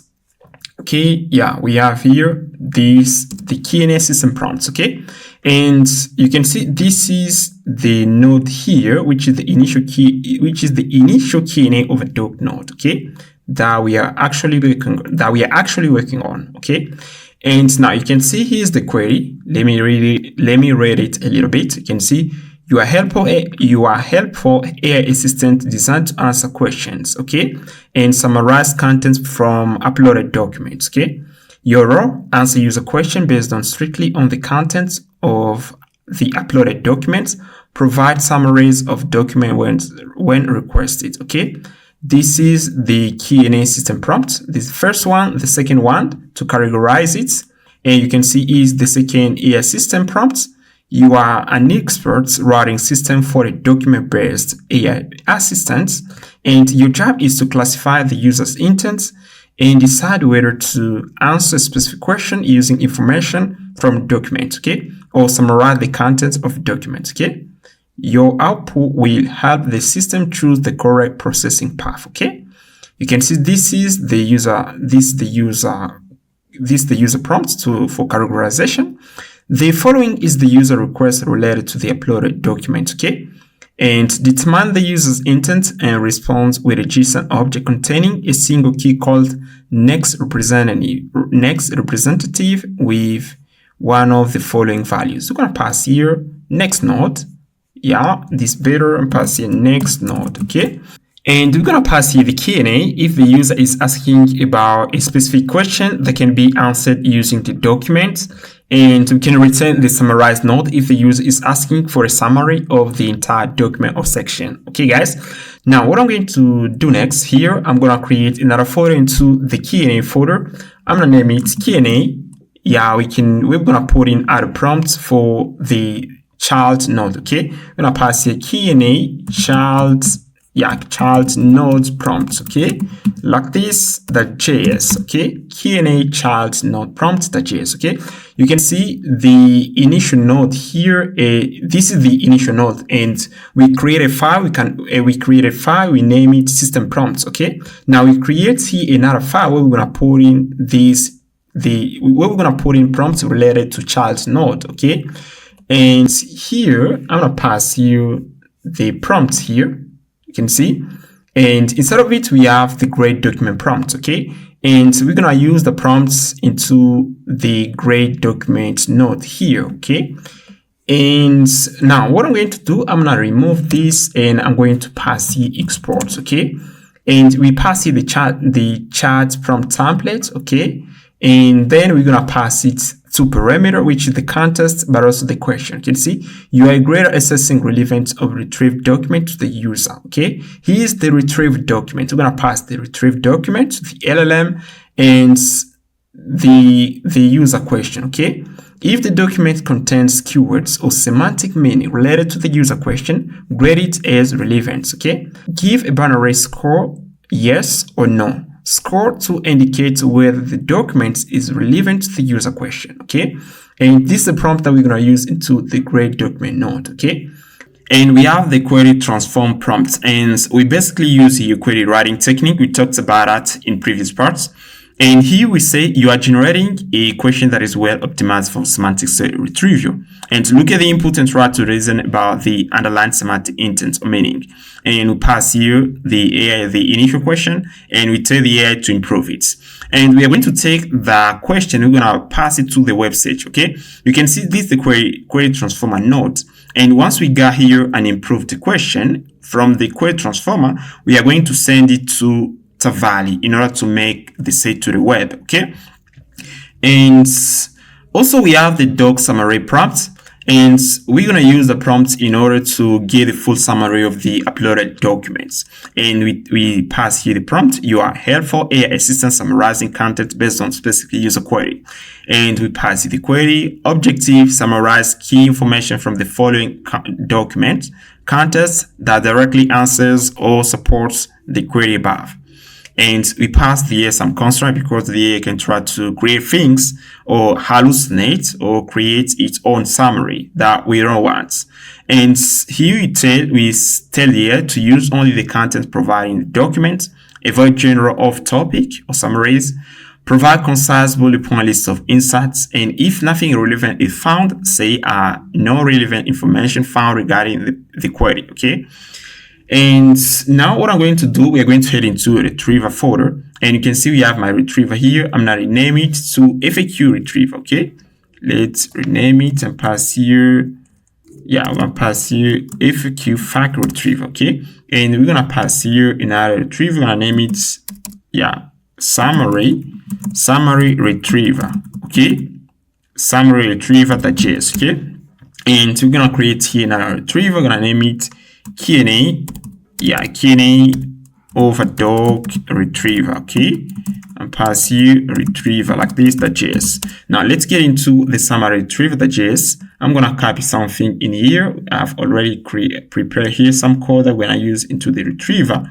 And let's head in, and in here you can see we use here Cheerio in order to get data from a web page. Okay, and here you can see we want to pass it the document URL, and then we're going to pass the Cheerio web-based load. Okay, we're going to extract the content, and then we're going to return it. We're going to return the whole document. Okay, and we are going to use, we have here now a function summary PDF retriever, and we're going to use that in order to extract content into the PDF, and then we're going to return it. Okay, now let's head into the Q&A of a doc A workflow, and in here I'm going to create two nodes here, summary retriever node, and I'm going to pass it here, summary retriever node, and we have the Q&A retriever of a doc node. Okay, and now what I'm going to do in here, I'm going to create the graph. Okay, I'm going to pass these two functions to the graph, and then we're going to test if it's going to work pretty well. Okay, now let's head into the FAQ AI workflow.js,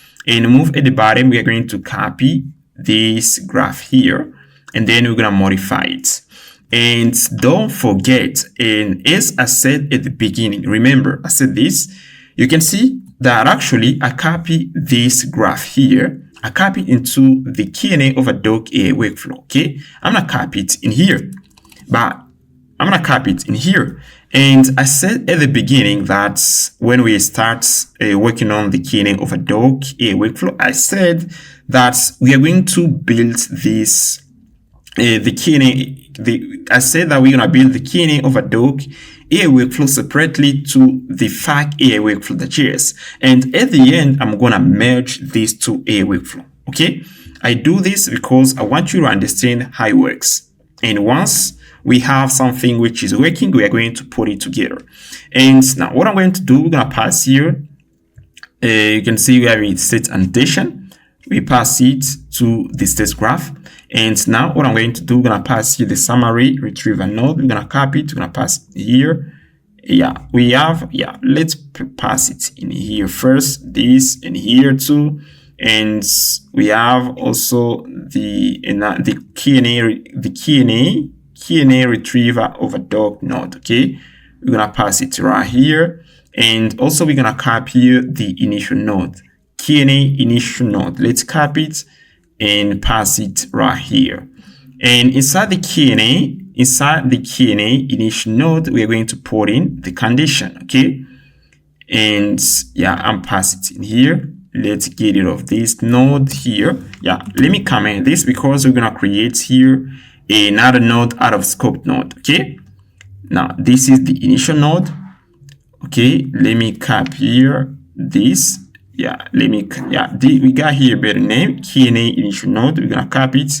We're gonna pass it here. It's gonna be the starting node. Okay, and we're gonna pass in a condition, and we're gonna pass here if the next node is equal to KNA. Let me see here. You can see we have here system template. Yeah, I'm gonna move here. Yeah, system template. We are going to get rid of this. Okay. And you can see inside the prompt folder, and we have KNA and KNA system prompt. Okay, if we move at the top, we have here KNA system prompt. We're gonna copy that, and then that's what we're gonna pass it in here. Okay, we are going to go into the KNA over doc. We're gonna pass it right here. Okay, and I'm pass here prompt like this, and then we're gonna import it. And let's go back in here. Okay. We are going to copy here the KNA categorized system prompt. We're going to copy that. We are going to pass it right here like this. And then we're going to import it too. And we have here KNA categorized KNA and pass here. Let's go back in here and see again. We have here, yeah, let's move into here KNA categorization system prompt. We're going to copy it. And you can see in here, we are going to return a message here. Let me see KNA categorization human prompts. Okay, I'm gonna copy it, and you can see we are going to return here KNA. And if you want to move to the KNA over doc node or to the summarization node, okay, I'm gonna pass here summarize. And now I'm gonna copy this node here, and then we are going to pass it into the KNA AI workflow, and I'm passing here. We're gonna import it, yeah, like this. Now what I'm going to do in here at the bottom, I'm gonna pass here KNA.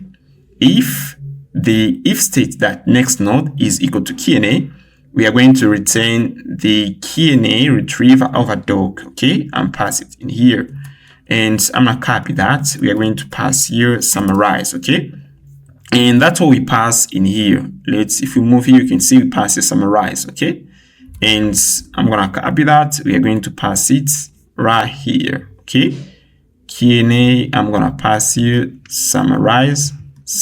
Okay, we are going to copy the node, summary retriever node. Okay, and once we move to the node, we are going to console this message. Okay, let me pass here this.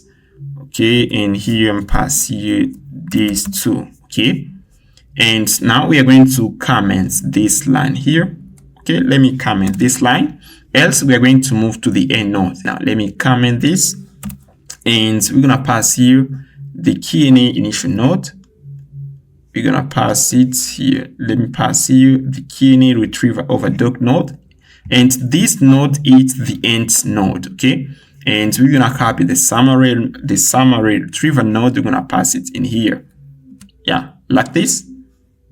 Okay, like this, and also this node is the end node. Okay, and now I'm gonna pass here hello. We're gonna pass as the human message. We're gonna pass here hello like this, and then we're gonna run this graph and see what we're gonna get. Okay, now let's head into the console and see what we're gonna get here. We're gonna tap inner, and then node KNA over doc AI workflow.js, and see what we're gonna get in here for the result. Okay, yeah, we got the results.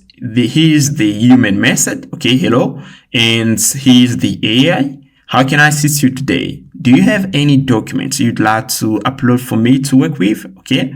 Now what I'm going to do, I'm pass here. We are going to head into the initial node here. We're going to pass here console. Yeah. We're going to pass here console.log. We are going to console the next node and see what we're going to get. Okay. Now let me run this again. And we are going to check on which node they're going to redirect us. Okay. Okay, yeah, let me check. Yeah, you can see for the next node we got here none. You can see the AI, the initial node doesn't know if this user question relay belongs to the summary node or to Q&A of a doc node. Okay, now let's pass here now what is JavaScript and see. Yeah, let me pass here JavaScript. Yeah, like this and see what we're gonna get. Okay, now I'm gonna run this again and let's wait a bit. Okay, yeah, you can see right now we got here Q&A, and yeah, they classify the user query as Q&A. Okay, they move it to the Q&A node. Okay, now let me pass this again. Okay, give me the summary of the upload Java.js book. Okay, and see what we're gonna get. Now we are going to run this again, and yeah, you can see it works pretty well. We have here summary, the initial node succeed to classify the user query. Okay, now we're going to head into the summary node, and in here we are going to use here function create staff document chain. Okay, and then we are going to pass here the doc. Okay, now we have here two functions into the retriever folder. We are going to head into retriever, and we have Q&A, yeah, summary retriever. Okay, and I'm gonna use this function here, summary web retriever. I'm gonna use it. We are going to go back in here and pass here const docs is equal to summary, and pass it await, and I pass here summary, yeah, summary web retriever like this. Yeah, like this, and then we're gonna pass it a link here. Let me remove this.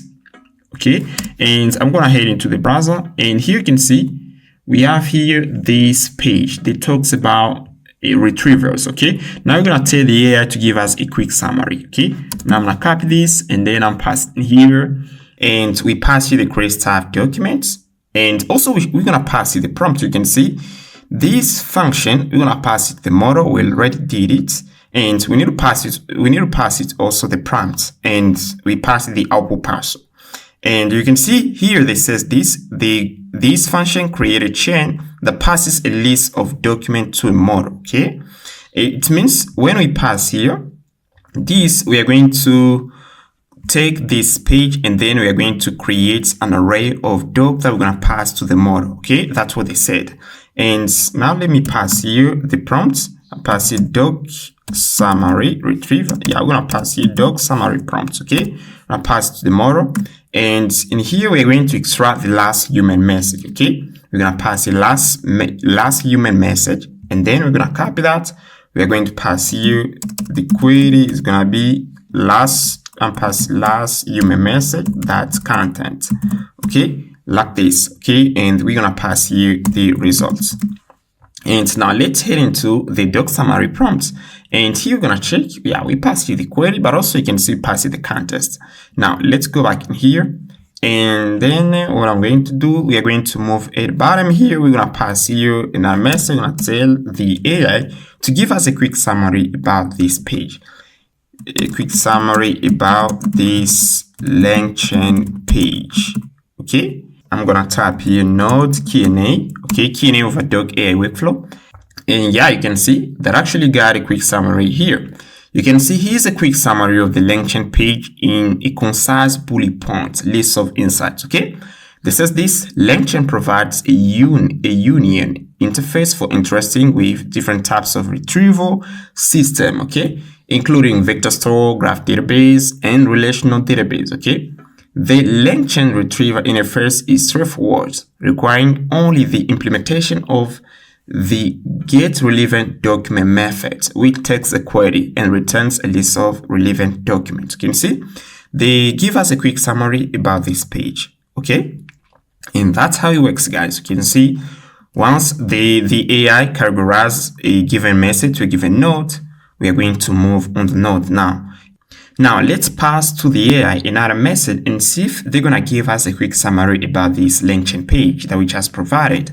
And here, what I'm going to do, you can see in here it says, give us a quick summary about this LangChain page. Now I'm pass here, give us a quick summary about this JavaScript book, and see what we're gonna get. And pass it JavaScript book like this. And then we are going to check if the AI is going to compare the user question versus the retrieved doc. Okay, now we are going to move here, and then we're gonna tap here. No, I'm passing node Q&A. Okay, and now let's see what we're gonna get in here. And let's wait a bit. And see what we're gonna get in here, guys. Okay, we move to the summarize node, and we got the summary right here. You can see the AI says this: no relevant information found regarding to the query. Okay, the provided document appears to be about LangChain and uniform interface for interacting with different types of retrieval system, and its retrieval interface rather than a JavaScript book. Okay, you can see that AI is able to understand our query. Okay, and it responds us based on the query. It doesn't just return the retrieved doc. Okay, but the AI understands our query. Okay, and that's better, guys, because the AI doesn't return a response which is irrelevant. Okay, now we are going to copy this message. We're going to pass it to the message array. Okay, we are going to move here, and then we're going to pass here return. Okay, like this, I'm passing message. Like this, I'm passing new AI message, and then we're gonna pass here the results. Okay, yeah, we're gonna pass here results. Yeah, like this, and then I'm gonna remove this. Yeah, everything is okay in here. Message AI message is equal to this. Okay, like this, and that's good, guys. Okay, now I'm gonna copy this and pass it at the top here, even right here. And then to notify us if we move to the summary retrieval node. Okay, now we are going to move on to another thing. We are going to move here. I'm not getting to in here, guys. Before we move on the Q&A over doc workflow, we are going to learn about value. And in here, you can see, first of all, if we get into the summary retriever, you can see in here we have a function in order to parse a PDF. Okay, summary PDF retriever. And if you want to do the practice, guys, and it's better for you to do the practice, you can see in here we pass here web page. Now you're gonna use the second function in here in order to extract the content. Okay, now you can try to upload a PDF into your retriever and then see what you're gonna get. Okay, guys, you can do it. Okay, and here I got a page about Tavali, a PDF about Tavali Sage. Okay, now try to look for the PDF and upload it and see if they're gonna parse it and extract the content. Okay, now I'm going to continue. This is the homework, guys. Okay, you're gonna do it. Now we're going to move to the Q&A over doc.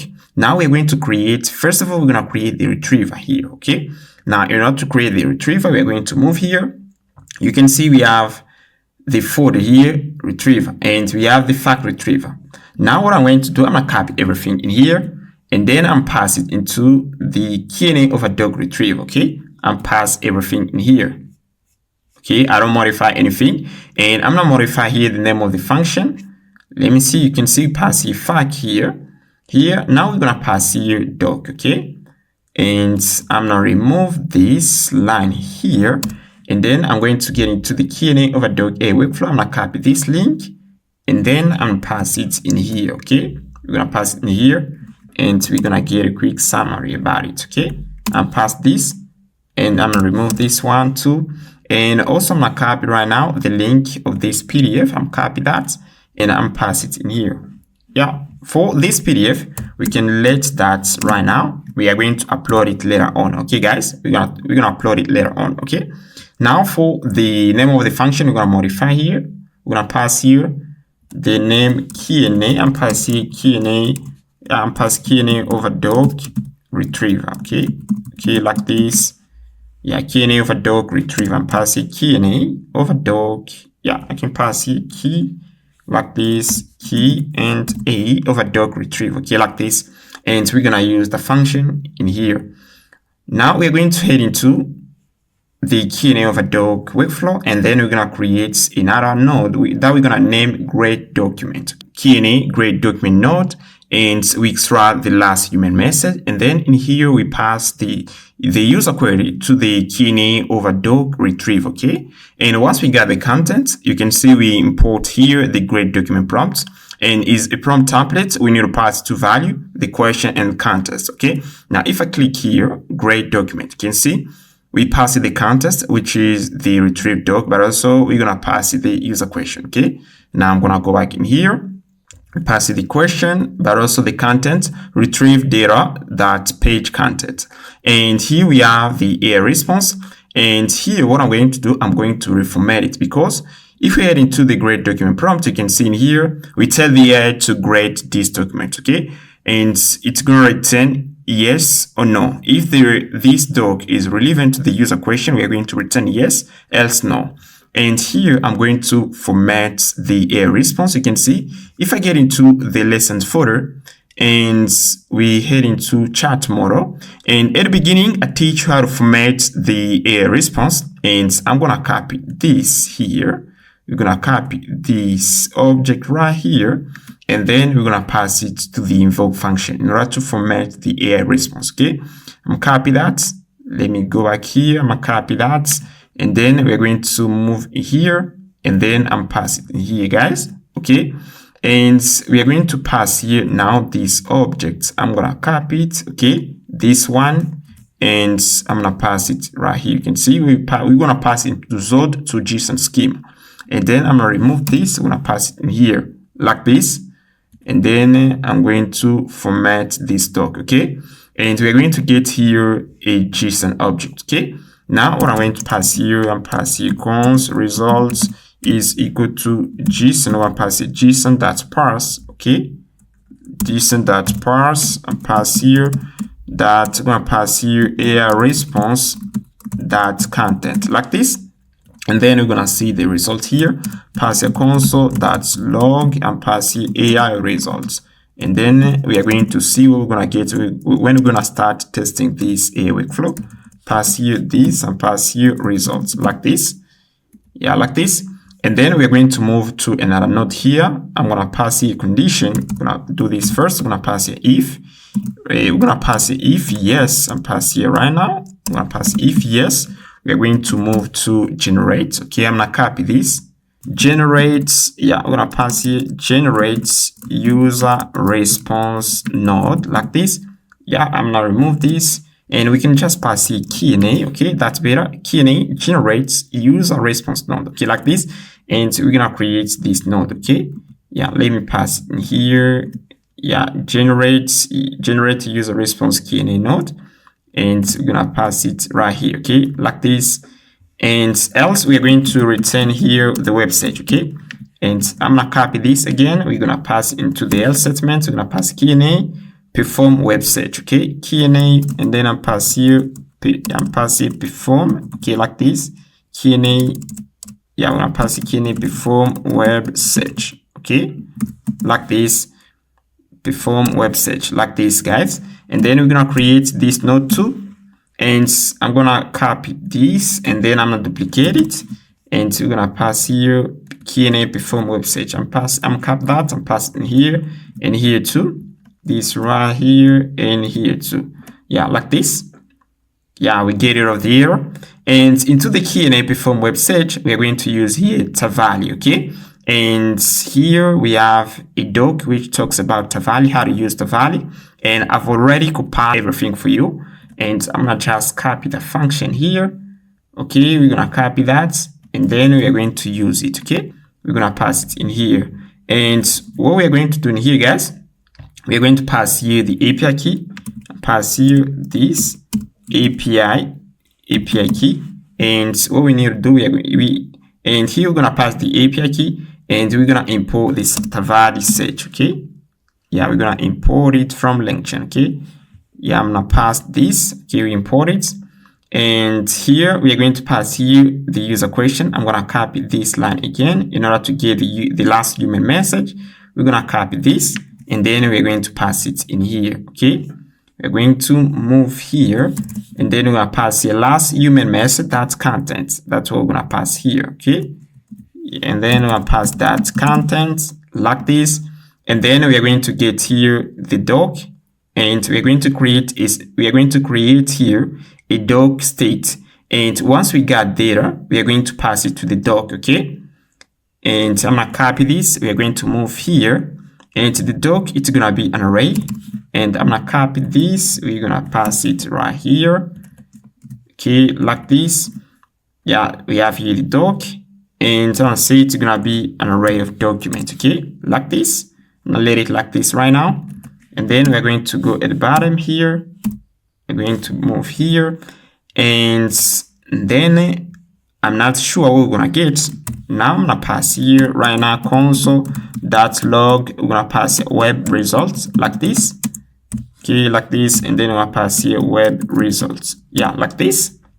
Okay, and okay, everything is okay, but also we need to pass here the API can pass a process.env. You can see in here, if we head into the .env file, we have here Tavali. Let me check here. We have here Tavali API. We're gonna copy it, and we're gonna pass it right here. Okay, that's this. Okay, like this, and there we go. We just finished here. Okay, doc, and here we are going to move to, and here once we got there, we're gonna move again to the grade doc node. Okay, I'm gonna copy this Q&A grade document. Okay, we're going to move here again. Okay, and I'm passing next node, and then we're gonna pass it in here. Okay, like this. Okay, now let me check again in here to the graph here, and we already create this. Now we're gonna create the query transformer node. Okay, now to create the query transformer, I'm gonna copy this. Yeah, we're gonna copy this. Yeah, we can just go into the fac workflow.js, and we have here response synthesis. Response. Yeah, I can pass here query writer. You can see query write node. Okay, and we can just use that. Okay, and let's see. Yeah, I'm gonna copy that here. We're gonna copy that, and then we're gonna pass into the Q&A over doc AI workflow. Let's go back here. We're gonna copy that, and then we're gonna pass it in here because we need to rewrite the user question. Okay, we're gonna pass it here at the bottom. Okay, and I'm pass here query transformer. I'm pass a query. Yeah, I'm pass here Q&A, and then underscore query transformer node. Okay, like this.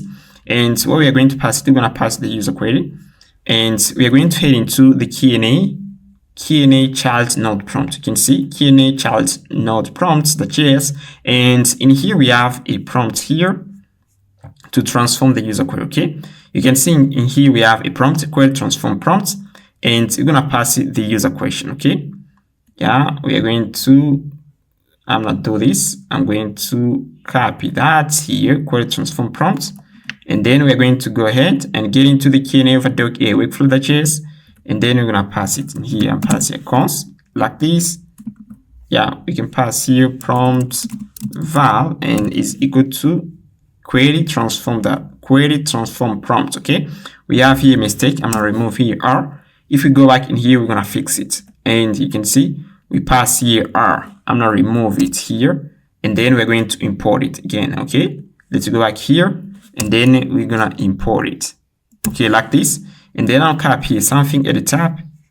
Yeah, we're gonna pass here that invoke, and then we're gonna pass it the user question. I'm pass here that invoke like this, and then we're gonna pass it a question, and we're gonna pass here user query like this, and that's what we pass into the parameter here. You can see user query, and here we're gonna pass here, we're gonna pass the model, the user query, we're gonna pass the user, and then we're gonna pass here even prompt, and pass a prompt that value in order to get access to the prompt. Okay, pass here prompt that value like this, and then we're going to return the response. Okay, everything is okay in here, guys. And now we're gonna copy the Q&A query transform node. We're gonna use it into we're gonna use into the Q&A perform website. Okay, I'm gonna copy that, and then we're gonna pass it in here. Okay, let me pass you this. We're gonna pass it at the top here, and we're gonna pass here const transform query is equal to await, and then we're gonna pass here Q&A query transform node, and we're going to copy the last human message. We're gonna pass at the top here, and then we're going to get access to the content. Okay, that's what we're gonna pass it here. And then we're gonna copy the transform query variable. We're gonna pass it in here. We're gonna pass here that AI response. You can see the Q&A query transform node return here a key AI response. Okay, and then here we pass here transform query that AI response. Okay, and then yeah, like this, and then we are going to plug this node to the graph. Okay, we are going to plug this node here. We're gonna pass this node to the state graph, and what I'm going to do here, yeah, we are going to start here. I'm gonna start with the retrieve. Okay, and yeah, we're gonna start here. You can see grade document. Okay, Q&A grade document node. Okay, we're gonna copy that. Let's check here, everything is okay. Okay, now we're gonna start with that. I'm gonna comment this, and here I'm pass here Q&A. Yeah, we're gonna copy here Q&A grade document. I'm gonna copy that, and then I'm pass here Q&A grade documents a result, and then we are going to see what we're gonna get. I'm gonna copy that, and then I'm gonna pass it in here. You can see we are going to move here to the state graph, and then we're gonna add it right here and pass it here. Okay, is another node right here like this, and then we are going to add it here, and we're going to pass here. You can see in here we pass here the Q&A retriever over doc node. Okay, and yeah, I'm gonna copy that. You can see we have here the Q&A grade document node, and is where we got the retriever. Okay, in here, and what I'm going to do, I'm going to pass here. Yeah, we are going to copy this, and then we're gonna pass here. Okay, if the next node is equal to Q&A, we are going to move to the Q&A grade document node. Okay, like this. Yeah, like this, and then we are going to check. Okay, now I'm going to ask a question like, what is a retriever? And then they're gonna redirect us on this node. Okay, what is a retriever? Okay, and yeah, we just finished. Yeah, let's check here. Yeah, now let's try this. We're gonna go into the console, and then we're gonna type here node Q&A over doc AI workflow.js. Yeah, you can see we have an error. Q&A retriever over doc node is not defined. Okay, now let's remove it right here, and we replace it with the Q&A grade document. Okay, I'm gonna remove this line here, and then we're gonna try this. We're gonna run this command again. I'm type here node Q&A over doc AI workflow.js, and see what we're gonna get. Okay, and we're gonna wait a bit. Okay, let's wait a bit here and see what we're gonna get. We're gonna wait a bit. Okay, yeah, you can see the action node is the Q&A.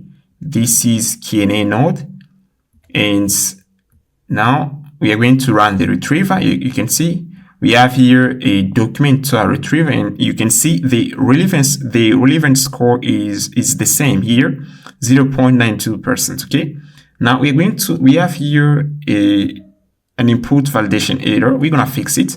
I think this error is caused by the prompt. Okay, we are going to head into the Q&A grade documents node, and in here we are going to head into the grade document prompt. Yeah, we pass here chat prompt template. Okay, and you can see there's a difference between prompt templates. Okay, you can see in here we pass here prompt templates, and we pass here chat prompt template. Okay, and if we practice over the chat prompt template, it says this, we need to pass it an array of messages. Okay, and here we have here chat prompt template that from messages. Okay, we need to pass an array, and we have also the string prompt template. This is a string prompt template. Okay, this is a string prompt template. Okay, we pass here. If we move at LangChain.com, you can see in here we on section prompt template, and we have here string prompt template, and we pass a prompt template that from template, and we can pass that value in order to get access to the value. But also we have here chat prompt template. Okay, if we use the chat prompt template, we need to pass here from messages. Okay, that's what we're gonna do. And here we are going to return an array of messages. Okay, and pass here from messages like this, and we can copy this. And now I'm gonna click here format document, and then we're gonna use it. Okay, and you have to know that there's a difference. You can see in here too, we use chat prompt template, and as we use here chat prompt template, we need to pass here from messages. And as I want to use string prompt template, I can copy this and then pass it in here like this. Okay, and yeah, everything is okay. Now we're going to go here, and you can see we pass here an array. Now we're gonna get rid of this array here, and then we're gonna pass here the field prompt. Okay, like this. Yeah, like this, guys.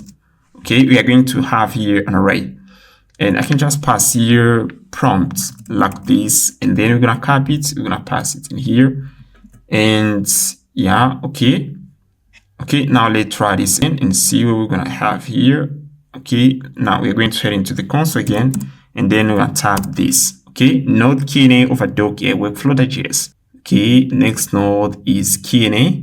Now we are going to fetch data into the retriever. Okay, you can see the AI results. We have here binary score is equal to yes. Now we're gonna copy that. Everything is working fine in here. We are going to head into the grade document node, and here we are going to pass here this and pass here results. Yeah, pass it results that binary score is equal to yes. We are going to return the AI response, but also we're gonna move to generate and pass here for the next node. We're gonna pass it generate. Okay, like this. And then we are going to add a conditional edge to the grade document node. Okay, generate like this, and then we are going to move to this node here. Let me scroll down. Q&A generate user response node, and we are going to copy that. We're gonna pass it here too. I'm gonna add this node. I'm gonna copy it, and then we're gonna pass it here like this. Now we are going to add here another conditional edge. I'm gonna copy this, and then we're gonna pass it here. Okay, and we are going to copy Q&A grade document. Okay, we are going to pass it here. Okay, and pass it in here, and we're gonna console the next node, and I'm gonna console this, and then if the next node is equal to generate, we are going to return the Q&A generate user response node. Okay, we're gonna copy that, and then we're gonna pass it in here. And else, if the next node is equal to Q&A perform web search, we're gonna move to this node. Okay, and let me remove this here. I'm gonna copy this, and then we are going to pass it in here. Okay, and we're going to pass it right here. Okay, right here, and then I'm going to remove this. Okay, and we're gonna add also the Q&A perform web search node. Okay, we're gonna add it, and yeah, you can see we have here Q&A perform web search node. We're gonna copy this, and then we're gonna pass it in here. We're gonna pass here this, and pass here that add node. Okay, we're gonna add it like this. Okay, we add it and pass it here. Okay, and yeah, that's good. Now let's head into the browser and see if we are going to move to the Q&A generate user response node. Okay, and here we're gonna head into the browser, and then we're gonna click here. We're gonna tap Q&A node Q&A over doc workflow.js, and then we're going to see what we're gonna get. Okay, and now let's wait a bit here, guys. Okay, we need to wait a bit and see if we're going to move to the node. Okay, and now let's wait a bit. Okay, you can see that actually the action node is the Q&A. Okay, next node is equal to Q&A, you can see. And here we are going to move to another node, which is generate. Okay, now you can see they ranked the document here, and you can see Q&A generate document node. Okay, a result. You can see this is the Q&A grade document node. Okay, we pass here binary score of yes, and here we can see next node is equal to generate. Okay, that's good. And as we move to the Q&A generate node here, you can see if we move at the top here at the beginning, you can see we have here a document, okay, and the actual value is an array. Now what I'm going to do, I'm going to get into the Q&A grade document node, and in here what I'm going to do in here, I'm going to we're gonna create here another constant and pass here const doc update, pass here doc update is equal to new documents like this. And then we're going to pass in an object, and we're going to pass here page contents like this. Page contents, retrieve data, that's page contents. You can see we have here constants. You can see we have here retrieve data, okay? We got data from the retriever here, and then we pass it right here, okay? And we're going to use we are going to update the document here in order to get access to data, okay? And here I'm pass here documents like this, and then we're gonna pass here doc updates like this. You can see pass here page content, retrieve data, that page content. Okay, now we pass here this, and now we're going to head into the generate nodes, and in here we are going to get access to the document. Okay, and here we are going to have here an array, and I use here format document as string function in order to convert a document to string. Okay, you can see we pass it an array of documents, and then it returns a string right here. And then here once we got here the doc to string, we pass it to the prompt, we pass it to the model. Okay, we extract the last human message. Okay, and we have here prompt generate response. Okay, and here you are an assistant for question answering task. Okay, and use the following pieces of retrieve context to answer the question. Okay, and if you don't know the answer, just say that you don't know, and use sentences and use phrase sentences maximum, and keep the answer concise. Okay, we pass the question but also the context. Okay, now you can see in here we pass the question, the context, and AI response. We pass the matches, and we have the AI response. We pass it to the messages array. Okay, now let's see what we're gonna get again here. I'm going to head into in here, and we're gonna type here node Q&A over doc AI workflow.js and see what we're gonna get. And you can see our question is what is a retriever? And if we head into the retriever folder, you can see we have here Q&A over doc retriever, and we pass here a LangChain page of the documentation in order to see if the AI is going to be able to give us a definition of what is a retriever based on the provided data. Okay, now we are going to head into the console again, and here you can see now we got data here. You can see this is the doc to string. You can see in here the extracted content. Okay, if we head into this node here, you're gonna see from this node right here, we're going to move into the generate Q&A and pass here Q&A. Let me move here. You're gonna see we have here Q&A generate user response node, and here we pass here an array, and we convert it into string. Okay, and then this is what we got here. We got here a string, and if we continue, this is the user question: what is a retriever? I'm ready to assist you, AI. And if you scroll down, we are going to scroll down again, and you can see the last AI message. You can see AI message. A retriever in LangChain is a component that returns, you can see, let me read the definition. A retriever in LangChain is a component that returns a list of relevant documents based on given query. Okay, it is runnable interface that use any underlying logic to determine relevance. Okay, the retriever's primary method is get relevant documents, which takes a query and returns relevant documents. Okay, which takes a query and returns relevant documents. You can see that the AI is capable of taking the actual doc that we got from the retriever and try to give us an answer based on it. Okay, and that's good. Now what I'm going to do in here, I'm gonna ask the AI to give us a definition of what is an X-ray. Okay, and I'm passing what is an X-ray. We're gonna pass X-ray. Okay, and we are going to ask the AI this, and you can see that actually pass here a document related to LangChain, and LangChain talks about And this links talks about retrievers. But here you can see we pass here a question about what is an X-ray. And then what we are going to do here, and then here, the AI should redirect us on the web search node, okay? You can see we have here nodes, web, Q&A, perform web search, okay? We're gonna move to this node here. And what I'm going to do, I'm going to comment everything in here, okay? And then I'm going to console the doc here. You can see in here first, we pass here Q&A query transform node. Okay, we are going to transform the user question. Okay, you can see if we head into the Q&A transform node, you can see we take the user question here and then we rephrase it. Okay, and here we return here the AI response. Okay, now we are going to move here. We are going to move to the Q&A perform web search. Okay. And we are going to pass here pass a console dialog doc, okay? And here we're going to see how here we're gonna console so the rephrase the transform user query, okay? Pass a console.log here, transform query, okay? And see what we're gonna get.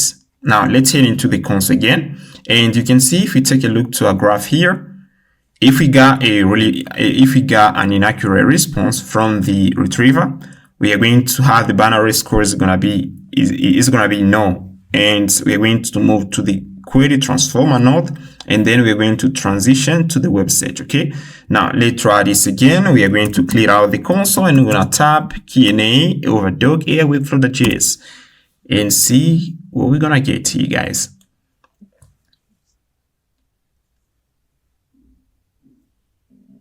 Now you can see actually got data. First of all, we move to the next node, which is Q&A. We fetch data from the retriever, and you can see the relevant score is pretty low. And here you can see Q&A grade document. We move to the node here, they grade it, and you can see binary score is equal. You can see the binary score is equal to no.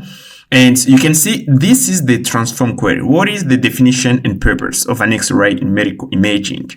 And we got here an array of data. And because once we run the web search node, we are going to make a set to Google. We're going to perform a web search, and then we're going to get an array of data.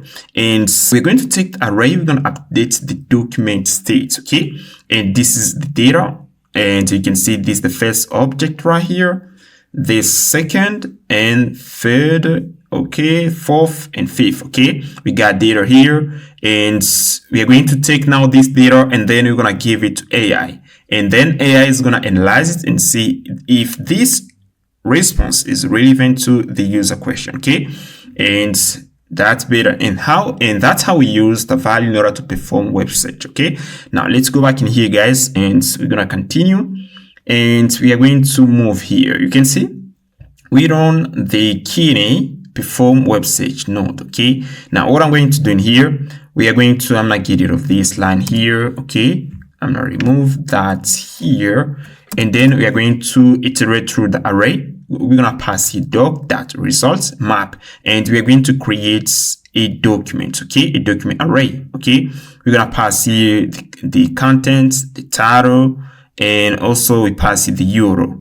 And now what I'm going to do, I'm going to do this. I'm pass here documents, and then we're going to copy here the web results. We're going to pass it in here like this. And we're going to move the Q&A grade document node, okay? We're going to pass here, and then we're going to move to the Q&A grade document node, okay? And once we move here, you can see in here we are retrieving data into our vector database. You can see this is a function, retrieve data. And now I'm going to copy this function, and I'm going to pass at the top here. I'm going to create another one here and pass a sync, okay, function. And here I'm passing retrieve data from DB, okay?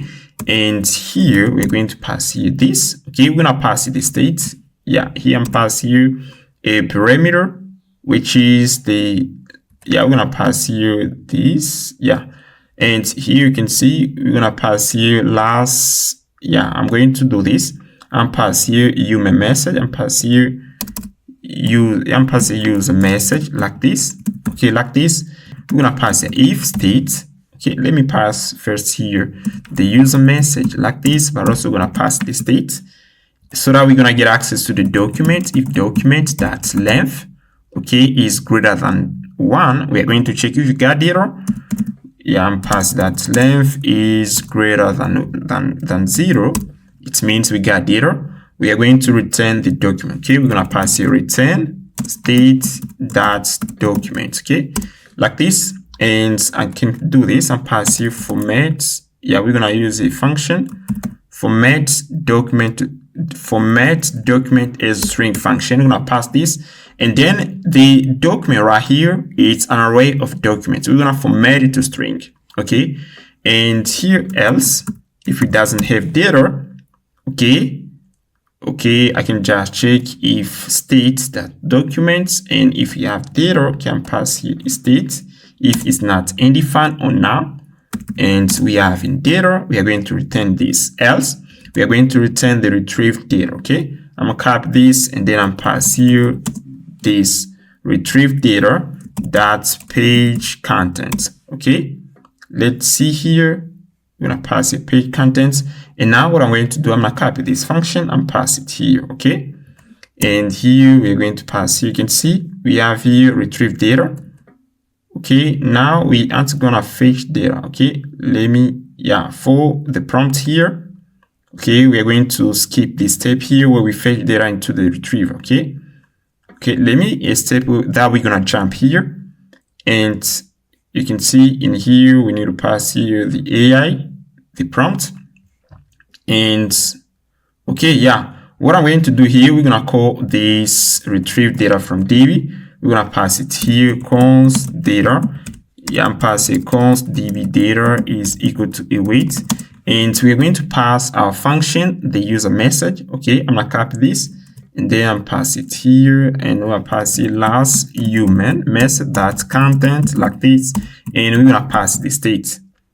Now let's pass the db data to the context. I'm gonna pass here db data. Okay, guys, and we're going to scroll down a little bit. So we're gonna pass again db data where we got retrieve data that's page content. We're gonna pass it db data like this, and we're gonna add a conditional age here.